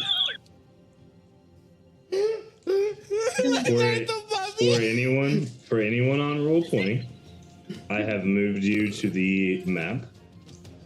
If anyone is not on Roll20 currently, make sure you open it up during the break. We're going to go ahead and go to break here. All right. Those of you who have Roll20 open, feel free to rearrange your characters. Do you think your marching order would be a bit different than where you are currently? And Jeff I need has dark vision, so I imagine he would be right by Kashad. and I need everyone to kick me off by going ahead and rolling a wisdom saving throw. Before we enter, I will give everyone a torch and light it because I have a bunch of those. Okay. Everyone has a torch. God damn it. Stop falling out the tray. Yeah, I run into that too. I'm trying to do the freaking drop method because that usually works. Nice. I rolled a nat 20. Nice. 2. Oh, bless you. Thank you. I rolled a 5. I have a 10. 19. Fail. 10 is a fail. 19 is a fail. Oh, and I would have failed. Dang. Mine was a 17. I'm sorry, did you is say a fail. 19 failed? Correct. Okay, just making sure. We are going to die. We are. What did you get, Jethrin? You had a natural 20 Yes. for a total of 20. For a total of 20, I have no modifiers or negative modifiers. 20 is a success. Did we get everyone? Did anyone else get 20 or above? Shay? What'd you get total, Shay? Natural 20 for a 24. Woo! Okay. Tight. Since you both rolled natural 20s, I'll let you take 0 damage instead of half. Everyone else takes 4 damage. And those of you who failed have a brief invasion into your mind where you have a daydream of an individual who appears to be about 6 feet tall and has metallic skin with black hair coming out of the back of their head and going deep down their back towards basically their waist. And this figure, you see, almost like they're peering into your soul, looks at you and says, "We're not safe here, go back." And then you see in front of you the normal cobblestone cavern that appears on the map. Was the damage like for it. psychic damage? It was. Now, because Shay and I passed, did we even feel it? Yeah. It's not painful to you because you passed, but you do feel that like strange sensation where there's something pressing up against your mind and, you know, oh no, I need to like use the meditations that mom taught me, protect your mind, think about pianos, whatever strategy you may have developed for trying to fight back against mental intrusions. You fall back on that technique sort of instinctively as you feel the pressure. I did not like that. Master Shot, before you press ahead, one moment, please. I am going to cast Protection from Good and Evil on Kashad. It lasts 10 minutes. Okay. So he is protected against aberrations, celestials, elementals, fey fiends, and undead. Creatures of those type have disadvantage on attack rolls against Kashad. The target also can't be charmed, so he cannot be charmed, possessed, or frightened by them. If he already gets charmed, possessed, or frightened, he will have advantage on any new saving throw, but he's not charmed, possessed, or frightened. But either way, Nope. it lasts for 10 minutes. Excellent. Keep your discipline and stay protecting your charge. Let me lead the way. I can see in the dark better than you all can. Perhaps we shouldn't be here. I mean, I feel like that was a pretty clear sign that we should not be here. What was a clear sign? Just the trap? I mean, the figure telling me that we should not be here. That's what I'm referring to. You saw a figure. Yes. Did I see a figure or did I hear it? No, this was like a momentary dream, like as if you were daydreaming. Complete, like very vivid, very obvious picture of just a sort of a blank void of space with this figure popping up in front of you, seeming to stare directly at you and peer into your soul as they spoke to you. What did it look like? Like humanoid? Metallic skin, long black hair. Humanoid, but metallic, sort of golden, brassy skin, with long black hair that went down to its back. Gotcha. Or down the back to the waist. Jeff did not get that, so yeah. Would I have any reason to recognize what this thing could be, or? It's unlikely. Okay. Is it familiar to me by chance?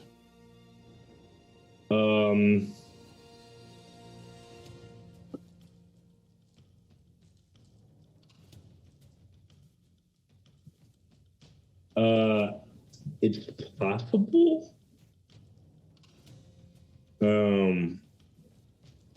Does anyone have proficiency in religion? Nope. I do not. Sir, please. I'm not that kind of paladin. Then I don't think anyone would have a Hashtag not all paladins, okay? Abrea will walk over to Kashad and say, "So it's up to you. Like, I feel like this place has information. I can tell it's important to you because you asked about it when we talked to Nezra. So whatever you like to do, I'm okay with. If you want to keep going forward because you want answers, I have your back 200%. But if you want to leave and keep going up the mountain, I'm cool with that too." If you wish to turn back, you may. But I need to find answers to questions that I've had for a very long time. There we go. This is very important. Please, Miss Timmons, can you finish your sentence? You saw a figure. I saw no figure. I experienced something trying to assault my mind, and then that was it. Oh. Well, I don't know if anyone saw the same thing that I saw, but it was the weirdest kind of skin, like metal, long black hair, and the message was pretty emphatically that we should not be here. Everyone sees the glow of Timmons' dagger light up. I would say that this also means that as well. A question, DM. Being a man of faith, does this sound like one of the gods? A description of one of the gods?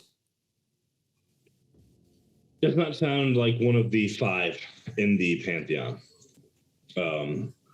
Again, I'm not trained in religion, but I am a paladin, so I would have at least heard of some things. Is there some kind of...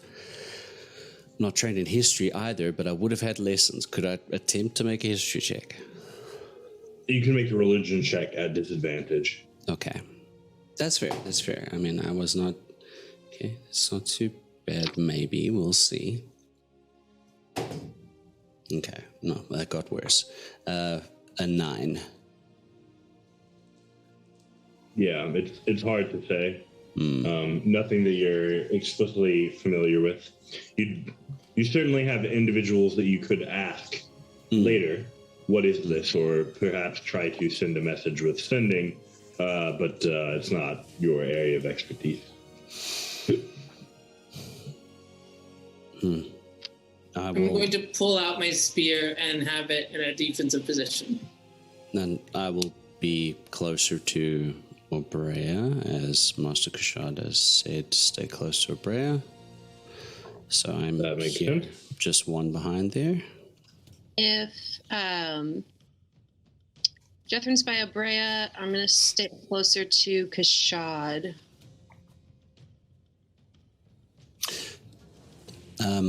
Just in case, I will be one more up. Because I don't know how wide this passage is or how big this chamber is essentially, but, you know, grouping and whatnot is never that great. It is to scale. I need everyone to go ahead and roll me initiative. Oh no, it's an initiative. Oh no. Are we going to kill Paul? Oh. I got a natural 20, but it doesn't do anything on initiative. I did about the same I usually do in these initiative rolls as a paladin. 12. Swear I'm going to pick up alert. Not alert, the other one. Why'd you curse me? Why'd you curse me? 'Cause I also got a natural 20. I was like, why? Why did you channel that into friction? Up that total into there. Only Ray, good if you would. roll I've had.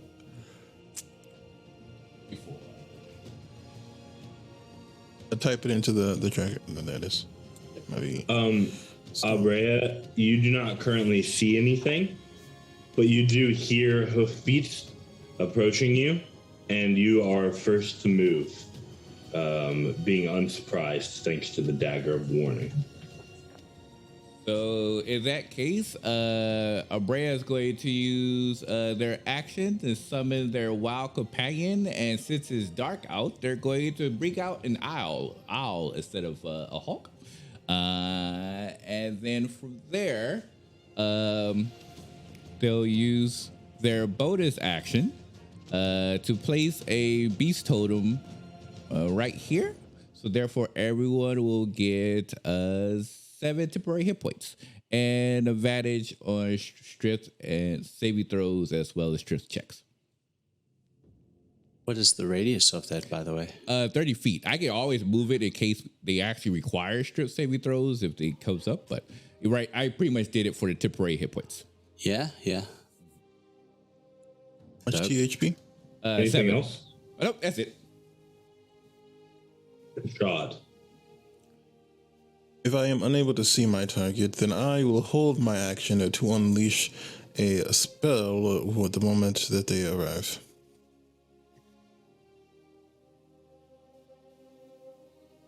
You want me to tell you the spell? You do not need to. We are. Go ahead and trigger your spell now. All right, then I will rip open a hole into the great beyond and cast Hunger of Hadar against them. The dude from Mortal Kombat? No, Two, no, the bad one? That's That's No, three. it's not- No, it's that's not. three. That's three. I think. Is that three? for think it's number copyright 2. reasons. That's not accurate. The Minotaur. So if it's here, I'm just gonna. Yeah, it's not this. I'm just. Annihilation is the one I'm him thinking of, which I think was number 2. Square center mass. So a 20-foot circle will hit him, and it will fill with. You open a gateway to the dark between the stars. A sphere of blackness and bitter cold appears, centered on a point within range for lasting for the duration. The void is filled with whispers and slurping noises that can be heard 30 feet away. No light, magical, or otherwise illuminated, blah, blah, blah. It's difficult terrain, and any creature that starts its turn there takes 2d6 cold damage, and any creature that ends its turn there must succeed a dexterity saving throw or take 2d6 cold damage as milky, otherworldly tentacles rub against it. Slurping and whispering ASMR does give me psychic damage, though, so it's accurate. You can't see Not what's cold happening. So damage. inside of it. it's not starting its turn there.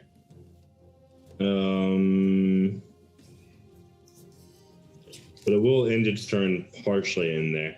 Before that, though, I need Timmons, Kashad, Abrea, and Shay to all go ahead and make me dexterity saving throws. Okay. Can it still see us? Freaking grouping. Dan? Can it see us still, Dan? Can 21. it see us? I can't see us. Woohoo! Oh, I take that. 17 plus 7? 17 plus 24. Finally. 18. But it can't. Kashad, I don't know. Wait, no, the thingy does not Oh. give you advantage on I that. have Never the- mind. I have the. You have protection from good and evil, but that's Not for saving throws, sadly. Not for saving throws, yeah. Unless it's like frightened, charmed, or something. If it was an attack roll, it would be Yeah. different. Then they would have disadvantage, but not from AoE. That's the downside of that spell. Yeah, most spells don't give you protection from AoE, sadly. So. Yeah, except the spell of freaking rogues. So the DC was 15. If you failed, you take 24 damage. If you succeed, you take 12 damage. Ooh, thank God for that. Those temporary hit points. Okay, good. So that's all gone. You said 24? If you failed the DC 15 save, if you passed, then it would only be 12. What kind of damage was that? Lightning. It was a big bolt of lightning, 10 feet wide, that just zooped through everyone. Well, not everyone, but everyone except the reward, Jethrin, and Mare.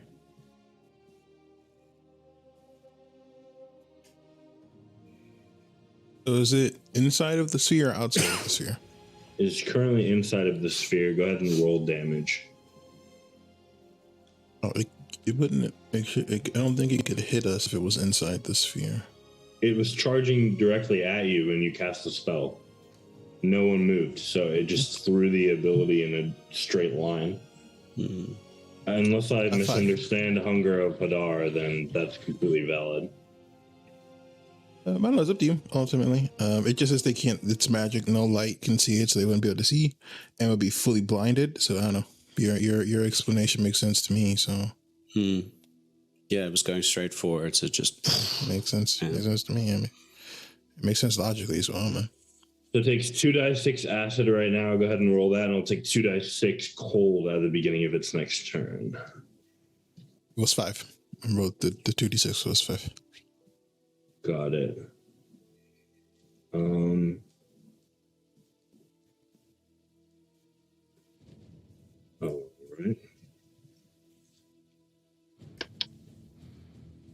And that sphere is difficult terrain as well. Yeah, you definitely slowed it down. Anything else? I grimace at it meanly. Makes sense to me. Mean mugging. Mayor Ovino. Yes, I am going to Rovina, rather. stay where I am, but I'm going to pull out my crossbow and try to shoot it. Okay. You have advantage. Sneak attack will apply because it is blinded. Natural 20. Uh-huh. I can tell. I was like, she hasn't really got that before attack rolls. I was like, oh, I know that face. No, that's great. So go ahead and roll that, and then also don't forget to double sneak attack as well. All right, excellent. Here we go. So You are dangerous. I am dangerous. All right, so that's an extra 3d. And if your spell wasn't worth it before, Kashad, it is now. And then I get a Well, 1 for the family. 3. Okay, so that's 4, 5, 6, 7, 8, 9. So that's 18 plus 3 is 21 points of damage. Nice. And then, which is hilarious because I rolled 2 2s and a 1 on my 3d6. So yeah, they can't all be winners. But all right, so what I'm going to do for my bonus action is there's nowhere really to hide, so I am going to use my bonus action to help Timmons. Okay. Timmons, you have the help action. And then I'm good. We're set. Timmons? I am going to move directly up to this thing. Well, let me. There we go. I'm going to attack it with advantage because of the help. I'm not sure how that works. Also, it's blinded, so you have advantage anyway, but yes. Okay, fair super enough. advantage. I have all the advantage. I think I'll just click the button twice because I think that didn't work last time. You roll 3 dice, right? Three dice? 3 dice. So I just clicked it twice to try and see. Dang it! I'm going to assume that a 13 doesn't hit. It does not. I'm going to attack it again with the spear. That makes sense to me. Is it still with advantage because it's still blind? Yes.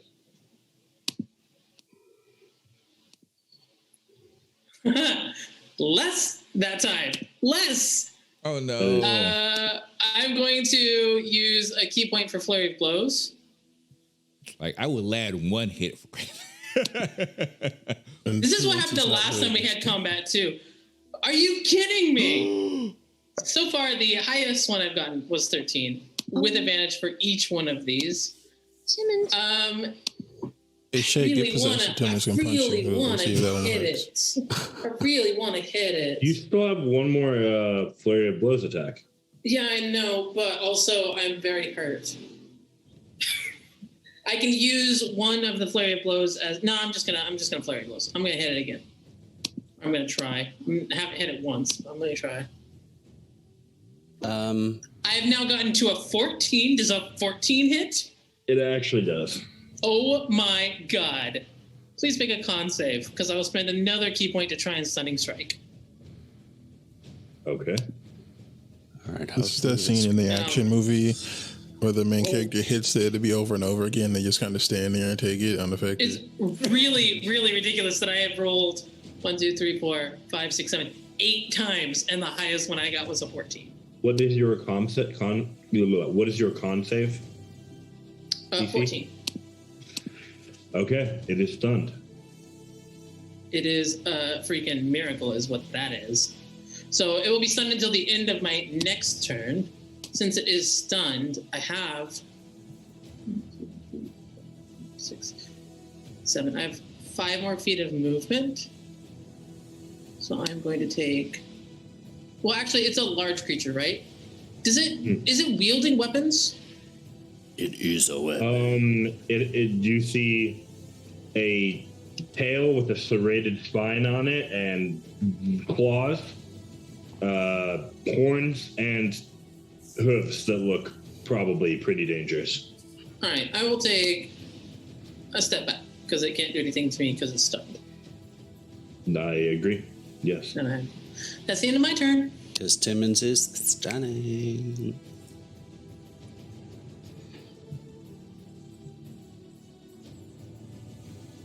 Just the best of us. Oh! This one runs up and charges towards Marilina, but does not have an action any longer to actually attack. Shay, your turn. I just like these things already. I'm using Blade Song as my bonus action. And I will... That feels appropriate. This guy is like annoying, and I'm gonna. That's the wrong one. I'm gonna do my movement to move here, and I'm gonna hit it with the scimitar. Okay. I have a 14. A 14 hits. Wait, did you move? Yes. You moved onto the same square as Mare? Wait, oh no, I think you moved Mare. She wasn't there when Wait, how did Mare get there? I moved there. She was near The Mare was Kellen. next to me. I was literally just looking at that. I was still back here. I don't know how. Here? Wizard. That's wild because I could see Mare where Shay is right now. Yeah, I mean, I don't know how that happened, but... Wizards. Wizards. Non-consensual teleport. 9 damage. In damage. Okay. Anything else you'd like to do on your turn? That's all I can do. You got it.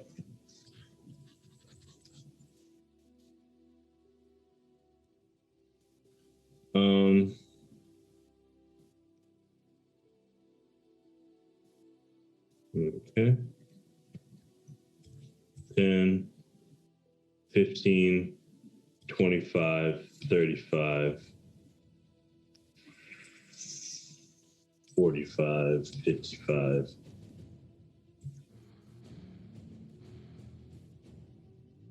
Okay.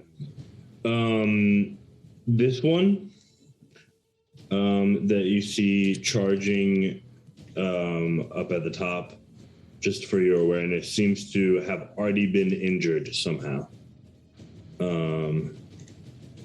Jethrin. Jethrin is going to... I'm moving up one step and I am shouting towards everyone, fan out! And I'm just going to move a little bit more, so I'm still within Obrea's range, and I am going to let out a roar for my bonus action, which is Turn the Tide. So each creature within 30 feet of me that I choose gains, if they are below half their max, which I think some of you might be from taking 21 lightning damage, so I hope you are,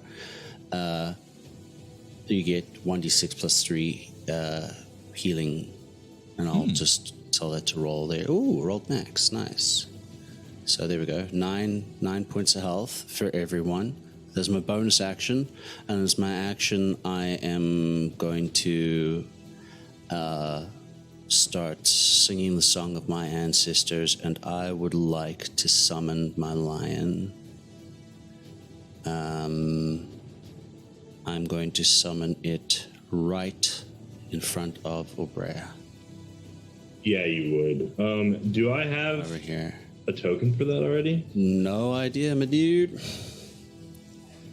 Did you give me one? I did not. I don't think you asked me for one.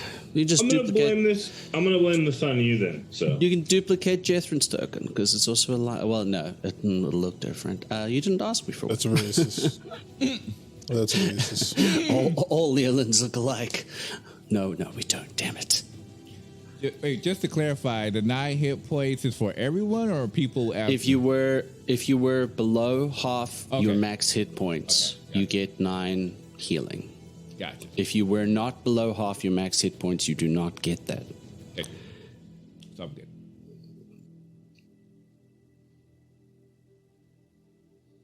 Anything is alright. Just a circle, a square. I will send you one after this game. We're going to use the token from the dire lion.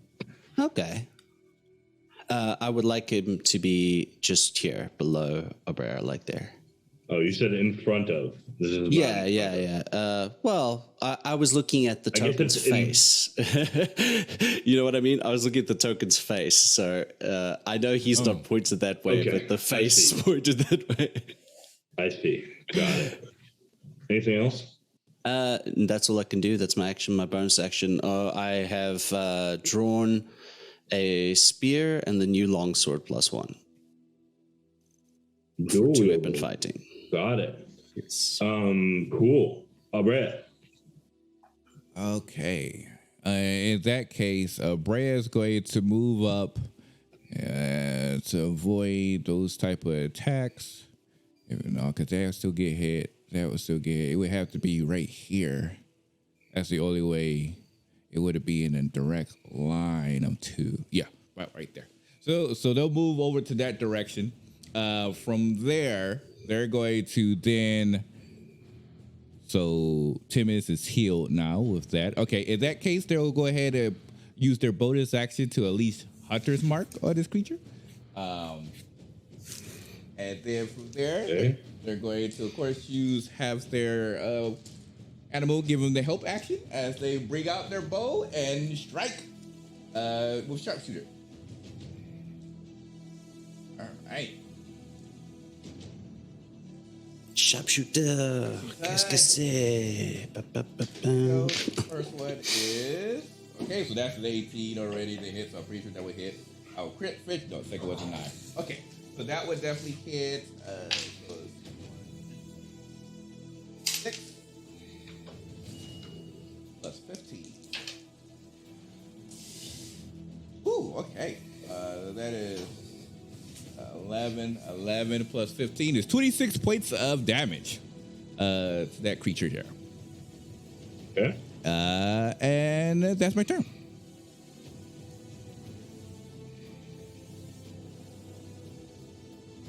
Fish shot. Alright, I've got a big turn here, so I am going to use my meta magic to shift Mind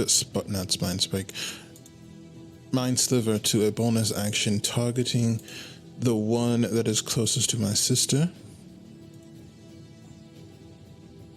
It succeeds. Intelligence saving that? Fine, whatever. I don't like him anyway. And then I will use my action to cast Tasha's Mind Whip at the 3rd level, allowing me to target 2 of them. Let me just check the distance. Oh, they're too far away. Oh, wait, they are too far away. Okay, then instead I will... Let me just double check something really quickly. I'm sorry. Okay, then instead I will cast it at 2nd level, but I will use sorcery points to make it so that way I can hit both the one closest to my sister and the one closest to Jethrin. So this one, this one, and this one. They both have to make intelligence saves. The DC is 17.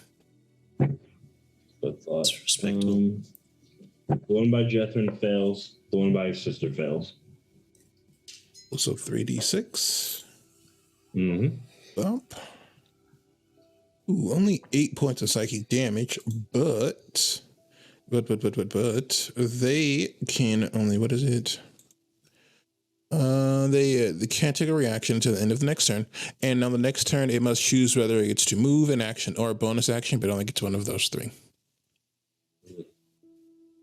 And then I will move, so that way I am unable to be targeted again. I will move here. here. Oh. With the idea, no, actually, Oh, do you think, this man? spot. No, god damn it. There's no place that isn't a straight line, dude. Right here. He just moves here. There's no straight line things. I don't like grids. Anyway, that's it. We're good. Zach, just a question. The line, does it go on my turn or should I roll initiative for it? It'll go on your turn. Okay. You can choose before you, after you, whatever. It doesn't matter. Okay. And then to command it, does that cost anything or does that happen with the summons? Because its only command is going to be defend or barrier. You can issue commands for free once it's summoned. Okay. Thank you. No problemo. The one in front of Timmons is currently stunned. So Mare? I am going to some of my movement and kind of get a little bit closer to the one that's stunned and kind of get away, get out of the straight line. And then once again, I'm going to attack the one I attacked earlier, and it's still blinded, right? And stunned? The one in front of Timmons? Yep. And so I should get advantage on this again. Yep. Awesome. 13 plus 6. So that's 19. So that'll hit. And since that had advantage, I get sneak attack again. Woof. All right, that's a little bit better. So that's 5, 6, 7, 8, 9, 10, 11 points of damage. Oh, 11 plus 3 is 14. So that's another 14 points of damage to that dude right there. And then I would like to, this time I'm going to use my bonus action to help Shay, because they're right there against the one that isn't stunned. Okay. And that's my turn. Miss Timmons, I would be delighted to offer you one turn, of which you have certainly earned right now. Well, I will endeavor to put it to good use. My track record isn't great, but I'm just going to keep wailing on this guy. I believe in you, Timmons. You got this. I do believe that one can only do their best, isn't that right? One can only do their best. That is true. So 20 20 will to hit. hit. Yay. Go away. 2 is a good roll to hit.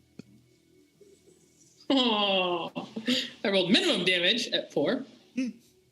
I will attack again. You're doing your best. 24 to hit. So hit.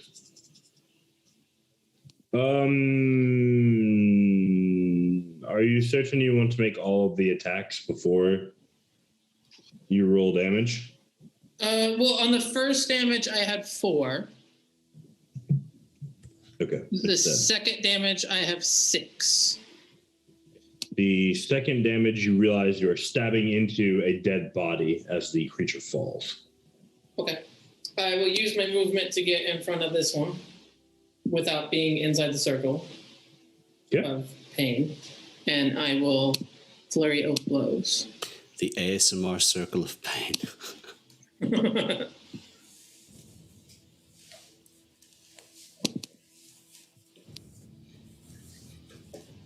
24 to hit. I keep having to switch tabs to see what I actually rolled, so sorry, it takes me a little bit sometimes. And I will not. I'm not going to do the. I'm not going to do the thing because it's already hit.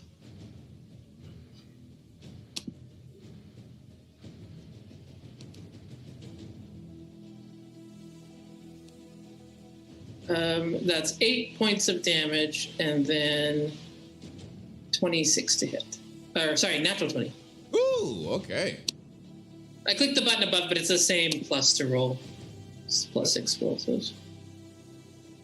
Do this, Timmons. It is up to you.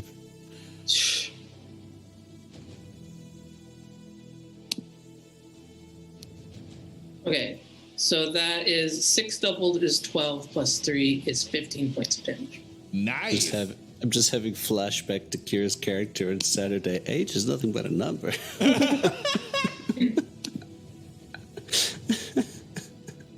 And that's the end of my turn. So, I will not, because it's currently already, like, blinded and cannot do more than one thing, right? Like I saw Kashad cast that. It happens in the mind, so you don't know, but... Oh, that's fair. Does it look hurt with the damage I just gave it? It was already injured when it came into the fight, so yes. Okay, so with the 23 points of damage, does it look real injured or sort of injured? These are not things you can tell. It looks pretty injured. It was pretty injured when it showed up. Oh, okay, so no discernible effect. It was already bloody when it showed up, so yeah, it's hard to distinguish how much more damaged it might be. I see. Okay, well then that will end my turn. Okay. Next call, Tamash. I need the Lion, Shay, Kashad, and Abrea to all make me dexterity saving throws. Okie dokie. Let me get his stats up here. I do not. 24. I do not. It's funny it doesn't say the Shay takes 13 saves. That's lightning interesting. damage. Takes how much? 13 lightning damage. Oof. Dirty 20. 13 lightning damage. 19. Oh, I can't take another. 13 lightning damage. Oh, this is what I heard. That's 11. 27 lightning damage to Abrea. Yep. Are these spells? Does anyone have counter spell? Is this a spell? A druid? see- I'm a Look druid, like fam. a sorcerer to you. You see it is releasing a large lightning blast from its tail. You need to multi-class right now. Again? I just did it. Oh, yeah, I am definitely bloodied. Okay, that's great. Okay. 39. You said 27? 27 damage. Oh, yeah. Oh, this is hurt. Okay. But it can't do anything else because that was its action. So Shay, it is your turn. We're gonna hit it with the sword again. 'Cause that's all he's gonna do this close range. Yeah, that's only a 13. Hold up 1 second. I'm sorry. Okay. DM, did you mean the lion as in my summoned lion or Jethrin? Summoned lion. Jethrin was not. So I in did the- I did that Oh, I had correctly. advantage. Okay. I did that correctly. I forgot I had advantage. That's That okay. puts that to 24. 24 definitely hits. Go ahead and roll damage. 6 damage. 6 damage. Okay. And you only have one attack? Or do you have multi-attack? I only have 1 attack. Bladesinger's good at level 6, I think. Yes. And we're still level 5. Okay. So is that everything for your turn? Yeah, because there's not much more I can do. Okay. Now it's this guy's turn. He's pretty beat up.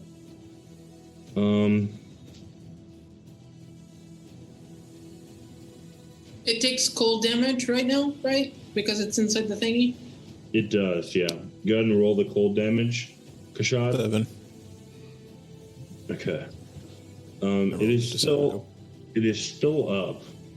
Timmons, could you make me an athletics check? No way I could sweet talk that into acrobatics, could I? You're being overrun currently, so sure. Duck out of the way. No sweet talk required. Aww. It keeps charging, and you say, "Let me get out of here." Let me just not. Ah, not great though. 11. That is not going to be good enough. You take 12 damage as this thing overruns you, and then continues charging. Attack of opportunity! Attack of opportunity! Yeah, you can take it. No, you can't. Sorry. Why not? You failed your acrobatics check. You're prone. But it's moving out of my threat range. I could still make an attack with disadvantage if I'm prone. Right, but it's charging over you. Okay, you can make it a disadvantage. Fine. Okay. Only like I'm rolling per the well. rules. Only per the rules of D&D, and not because it actually makes sense. Well, if it wasn't a disadvantage, it would have been a natural 20. But with disadvantage, it is 15. You would have needed advantage to get a natural 20, just to be clear. But yes, 15 does hit. Roll damage. Come. 7. It is dead. Oh my god. Timmons is very hurt. Like You a and boss. your Timmons is a boss. lion both move now. Jethan. All right, fantastic. So, my lion's only concern is to help protect Obray, and it knows that this one was rushing forward. So it is going to. Yeah, hold on. I'm just trying to get the positioning right here. So the lion is going to first move. Oh, I cannot move. Can I? No, I can't move the lion. The lion's first going to move up here, which takes like 10 feet, and then it's going to rush down so it can get a pounce attack on this dude down here, because it has to move 20 feet in order to do that. Okay. All right, and so what do I roll for that? Okay, the lion moves at least 20 feet towards the creature, then it hits with a claw attack. Okay, so it has to make the claw attack now. All right, I'll just roll it using this thing. Roll to hit. 16 plus 21 to hit. Yep, hits. Nice. And then, okay, so it needs to make a DC 13 strength check or be knocked prone. I will roll the damage for the claw attack now anyway. Not the best damage on the claw attack. But it Only 4 damage on the claw attack. but it is prone. Fantastic. All right, so the lion comes running around and leaps onto the thing, and oh, actually, it's got pack tactics. I should have rolled that with advantage. Can I roll it again? You can fish for a crit. I don't care. Yeah. Yeah, I mean, you know, I have never actually gotten to use him in damage combat yet. So let's see. Best kind of fishing. Natural 20. Oh, All right. Which You does did actually get it. So roll Yeah. another d6. All right. And it's plus, what, 3? You don't add the 3 again the second time, so just roll another d6. 5 more points damage. Alrighty. Okay, so that's the lion's turn. Definitely happens. Jethrin. So the lion's here, so it's kind of blocking things. There's nothing coming close to Obrea right now.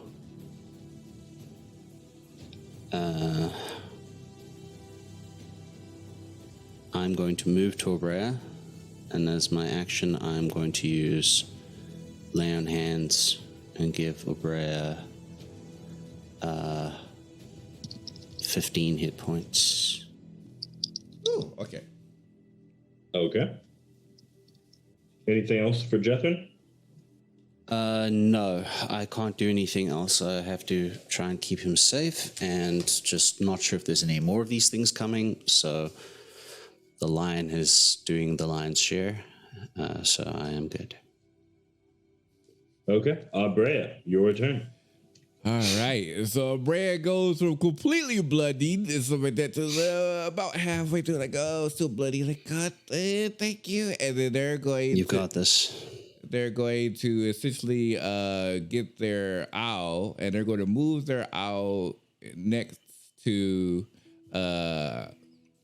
Timmons, and they're going to cast Cure Wounds and have the Cure Wounds go through their owl to heal Timmons. Using the creature's reaction. So 1d8. Oh wow. Oh, nice. Okay, 7 plus. You get 10 points back. Nice. Man, as a group we have way more healing than I thought we did.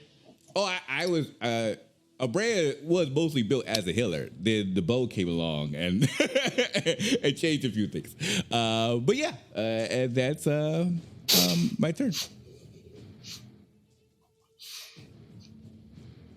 God.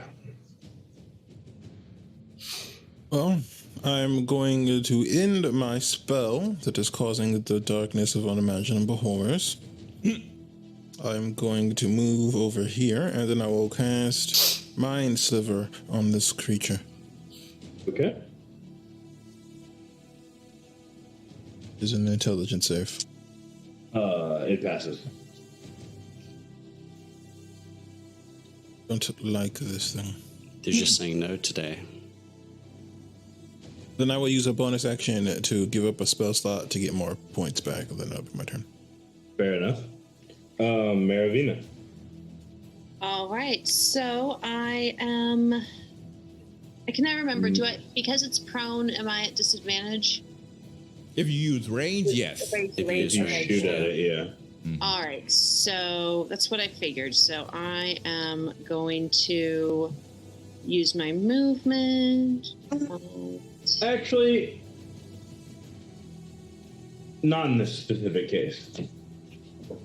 Okay. Is it too big? It's a large-sized creature, so it makes a much easier target, and it's also centaur-shaped, which is very awkward and big target, even on the ground. Awesome, thank you. So I'm going to, because he's within 5 feet of Shay, I'm going to do sneak attack again, roll with advantage. And you will never say that I never gave you anything. Say that anyway to begin with. Yeah, no, this doesn't hit. I rolled a 9 plus 3. That's an 11. Yeah, I don't hit anything. So once again, I am. Help Shay? Yep, I'm gonna help Shay, and Okay. it's my turn. Steven. So I think if I've mapped it out correctly, 40 feet will get me to hold on. Just remember, there's a big old lion right there. Oh, I don't see that. I see your lion as being here. Yeah, I can't move the lion. Oh. Okay. The lion is literally here to the right of Shay. And These are things I need to know. But yeah, move the lion, please. Uh-huh. There we go. Okay. Throw the spear. Throw the spear. Just yeet it. Well, in that I'm not yeeting my spear, all right? I am just going to use my movement and my bonus action to dash so I can get Okay. Anything and else? that will be my turn. So it is going to stand up first and foremost. And then, smelling blood, it's going to start by attacking Shay. Okay. That is a natural 20 on Shay. Oh Oh, jeez. no! Oh, how I have 6 hit points left. Oh, no. 7. It's all right. As long as you don't go over double, you won't die. 17. You take 22 damage, Shay. Down. How much HP do you have? 6 left. You had That was 6 all I had. left. So that's 16. And what is your total maximum HP? 24. That is enough. That is enough to kill Shay. It is? I think so. Yeah. Let me check. Thought it had to be negative the whole thing. Did I? Is it double or is it half? It's double. Yeah, it's negative the whole thing unless the creature has something different. Yeah. What's your maximum HP, Shay? 24. 24. So wouldn't it have? It has to. It's not half. It has to equal. Yeah, it has to equal or exceed your HP. Okay. We're good. Everything's fine. Nobody panic. Fine. So it will then turn on Timmons. 14 to you, Timmons. No, that misses. Okay, and then final attack here. Oh no. It's another natural 20. It is another natural 20. Oh my god. We've had more nat 20s than in this game, I think, than we've had in any other session. Probably combined. Like. Oh, geez. Not good. I love it. I am so for this. Oh gosh. Only 20. It's only 21 damage. I am down. Low damage roll. I am down. Oh. Shay. What's your maximum hit points? Shay, No, I'm go good. ahead I'm just and unconscious. Shay, go ahead and give me a death saving throw, please. How do I do that? Just roll d20 and tell me what you get. Add your con modifier as far as I know. No, death saves don't have con mods. That's only a There's no 4. modifier. It's only a 4? Yep. Okay, so Shay has 1 failure on the death saving throws. Jethrin. Abrea, I need to go help those people, so you need to either stay put or get the heck out of this place. I will bring you back up. I go help them. All right. So the lion is going to move around here. Let's see if I can get there. I can. Because I have 35 movement speed, which is great. All right. So, obviously the lion's going to attack, and I'm going to attack, but I will now have advantage because it's flanked by the lion. I'll do my stuff first. I'm going to, unfortunately, drop the spell protecting Kashad. So I'm going to say the lion needs to attack first without advantage. The lion is pack tactics, though. But okay, yeah, because I'm running down as it attacks first. I understand completely. Even though, yeah. Okay, you got it. But it does net you advantage for sure. They're both. So actually, the bite does more. It's going to try a bite attack. What is that extra D8 rolled there? Was that just the damage? Oh, it rolled the damage at the same time. Okay. I don't understand why it did that. What? 11 to bite. Okay, no, so it missed with the bite attack. Why did it roll both at the same time? That's so weird. The bite misses. It depends on how you click the attack on D&D Beyond. Okay. So I drop the spell protecting Kashad, and I would like to rage. Understood. And I am now raging. And I am going to make an attack with the... I have 2 weapon fighting, so I won't get... I'll be able to use the, my bonus... My rage as a bonus action. Fuck. Okay, next turn I can do 2 attacks. So I'm going to use the +1 longsword. I am going to attack with advantage. There's one there. We'll try this dice. Okay. I don't know what its AC is. 14. I'm pretty sure that hits because I rolled a natural 9 plus 8. Yeah, that hits. Okay, so that's 17 to hit with that, and I am going to dump a smite into it as well. I just need to check if it's only for undead or if it's for fiends as well. It might just be for undead. When you hit, you can expect extra 1d8. Plus 1d8 against undead or fiends. So is this an undead or a fiend? It is a fiend, yes. Okay, so that means I get to roll quite a few d8s. Heal it. Put the power of God and anime in you into yourself. Did you say God and anime? Yes. Amazing. Okay, that's the weapon, that's the thing. I need 2 more d8. Where the hell's my other d8? Oh, here it is. Okay. Not the best rolls. 2, 4, 6, 11 plus... oh god. Sorry, I'm panicking now. Okay, that's a plus 5. So 5. So that is so 7 points of regular piercing damage and 9 points of radiant damage.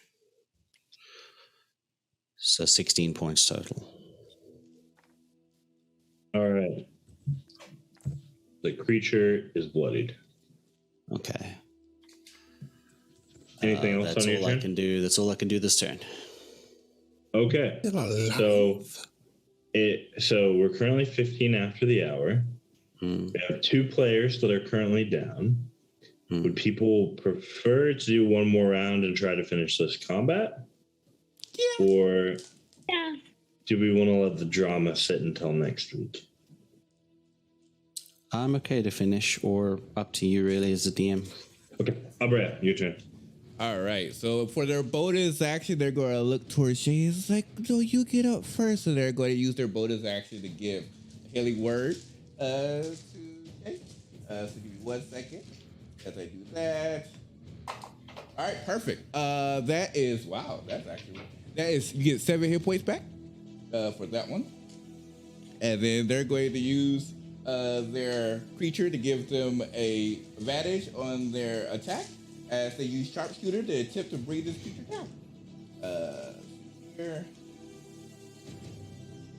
Nice. Who did you heal? Shay. So Shay is now up with 7 hit points. All right, I'll just use this one. All right, what they got for advantage? The first roll was a 5. Oh, natural 20. Okay.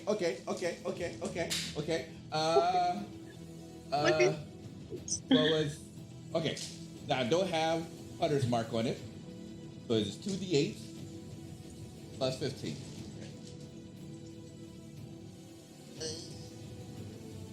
Okay. 2d8. Where are you? There we go. Okay. What? Okay. A 5 and a 6. 11. 11 plus 15. 11 plus 15. 11 plus 15. 26. 26. Nice. That's it for me. 26. Okay, Kashad. I will get more points. A bonus action. Then I will use Mind Sliver. As are in the way for my attacks. Bill. Finally. 7 points of psychic damage. And then it has to roll a d4. No, the d4 for the next saving throw that it takes before the end of my turn. For the end of my next turn. But yeah, that's it. That's it for now.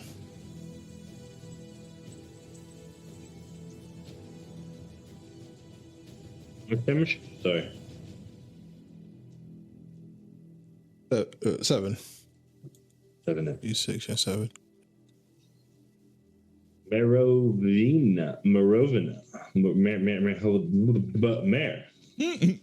All right. I am going to look at all of this chaos. I'm going to look at Shay still, putting themselves back together. I'm going to summon my forefather's favor and see a blade start to glow in my hand, seemingly created out of nothing. And I'm going to use my movement to run 5, 10, 15, 20 right next to him. And then I'm going to, because I've got allies within 5 feet, I am going to sneak attack and try to hit him. Yeah, you do. Yeah, I do. All right. That's a 16 plus 6, so it's 28 to hit. And then I get my 3 sneak attack plus my 2d10 with my super awesome fancy blade. Thank you, DM. It's beautiful and I love it. All right, so that is 10, 16, 22, 24 points of damage. How do you want me to do this? I want the... I'm going to yell out, "Stay away from my family," and I'm going to stab it as the blade sort of glows with this barely contained fury and just sinks right into the exposed area. It's sort of, you said sort of centaur shape, so right along like the rib cage, just like really like dig in there right in between some of those rib bones. As you finish that one off, the bodies of all of them begin to dissolve, not being of this plane, and everything disappears except for the bladed tails. I run towards Timmons and give her my last 5 lay on hands. Timmons, you feel yourself pulled back from death. And by Jethrin has literal tears in his eyes because, like, Timmons has literally been basically his mother for the past however many years. She got him through puberty, you know what I mean? So that's a hell of a thing. Are you okay? You are wrestled back to life, Timmons. Please tell me you're okay. I am here, and I suppose that's what matters. I am not asking. I'm saying this out loud. I crouch down and I put my hands under Tim's knees and legs, and I'm literally lifting you up as I'm standing. And I'm looking around because the rage is still wearing off. Is everyone okay? Yeah, they kind of head over to where Shay is like, Shay, how are you feeling? Hard to say in the moment. Yeah. And they'll hand you over their health potion that they have. Like, here, drink this. You keep that. It's fine. Well, you know what? You know what? You should go down. That was scary. You look worse to me here. It's okay. It's fine. We need to keep that.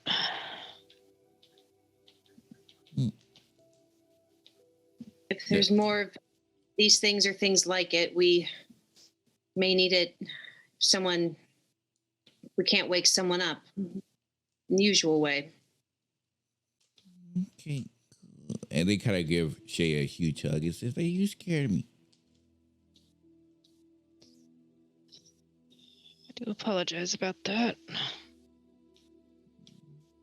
They just kind of like sit next to you. Says, yeah, I think we should we rest. I feel like people are hurt. Don't know if we should stay in this place. We'll return to where we set up camp, and everyone will have a time for the rest of the day to take a break. And as you go to leave, making your way back to camp, you see no door where you entered. I think that is where we're going to leave tonight's episode. Oh, this hurts. Go ahead. I wanna just say one thing, because Jethrin is still holding Timmons right now, and you can absolutely feel like the heart's still going crazy from the rage and from the holy shit Timmons just went down kind of like feeling. Like you can feel like, you know. Ooh, all right. Well, this was an interesting way to start off this quote unquote dungeon crawl. Definitely hard hitting. I guess people got what they asked for. If you like what you see, here, make sure to join our Discord. We can see in the description section below. We would love to hear your thoughts, as the stakes are risen quite high in this dungeon. They were not kidding when they called this the Betrayer Prison. And we look forward to see you all for the next episode of Reclamation. But until then, farewell for now. A bientôt. Yeah.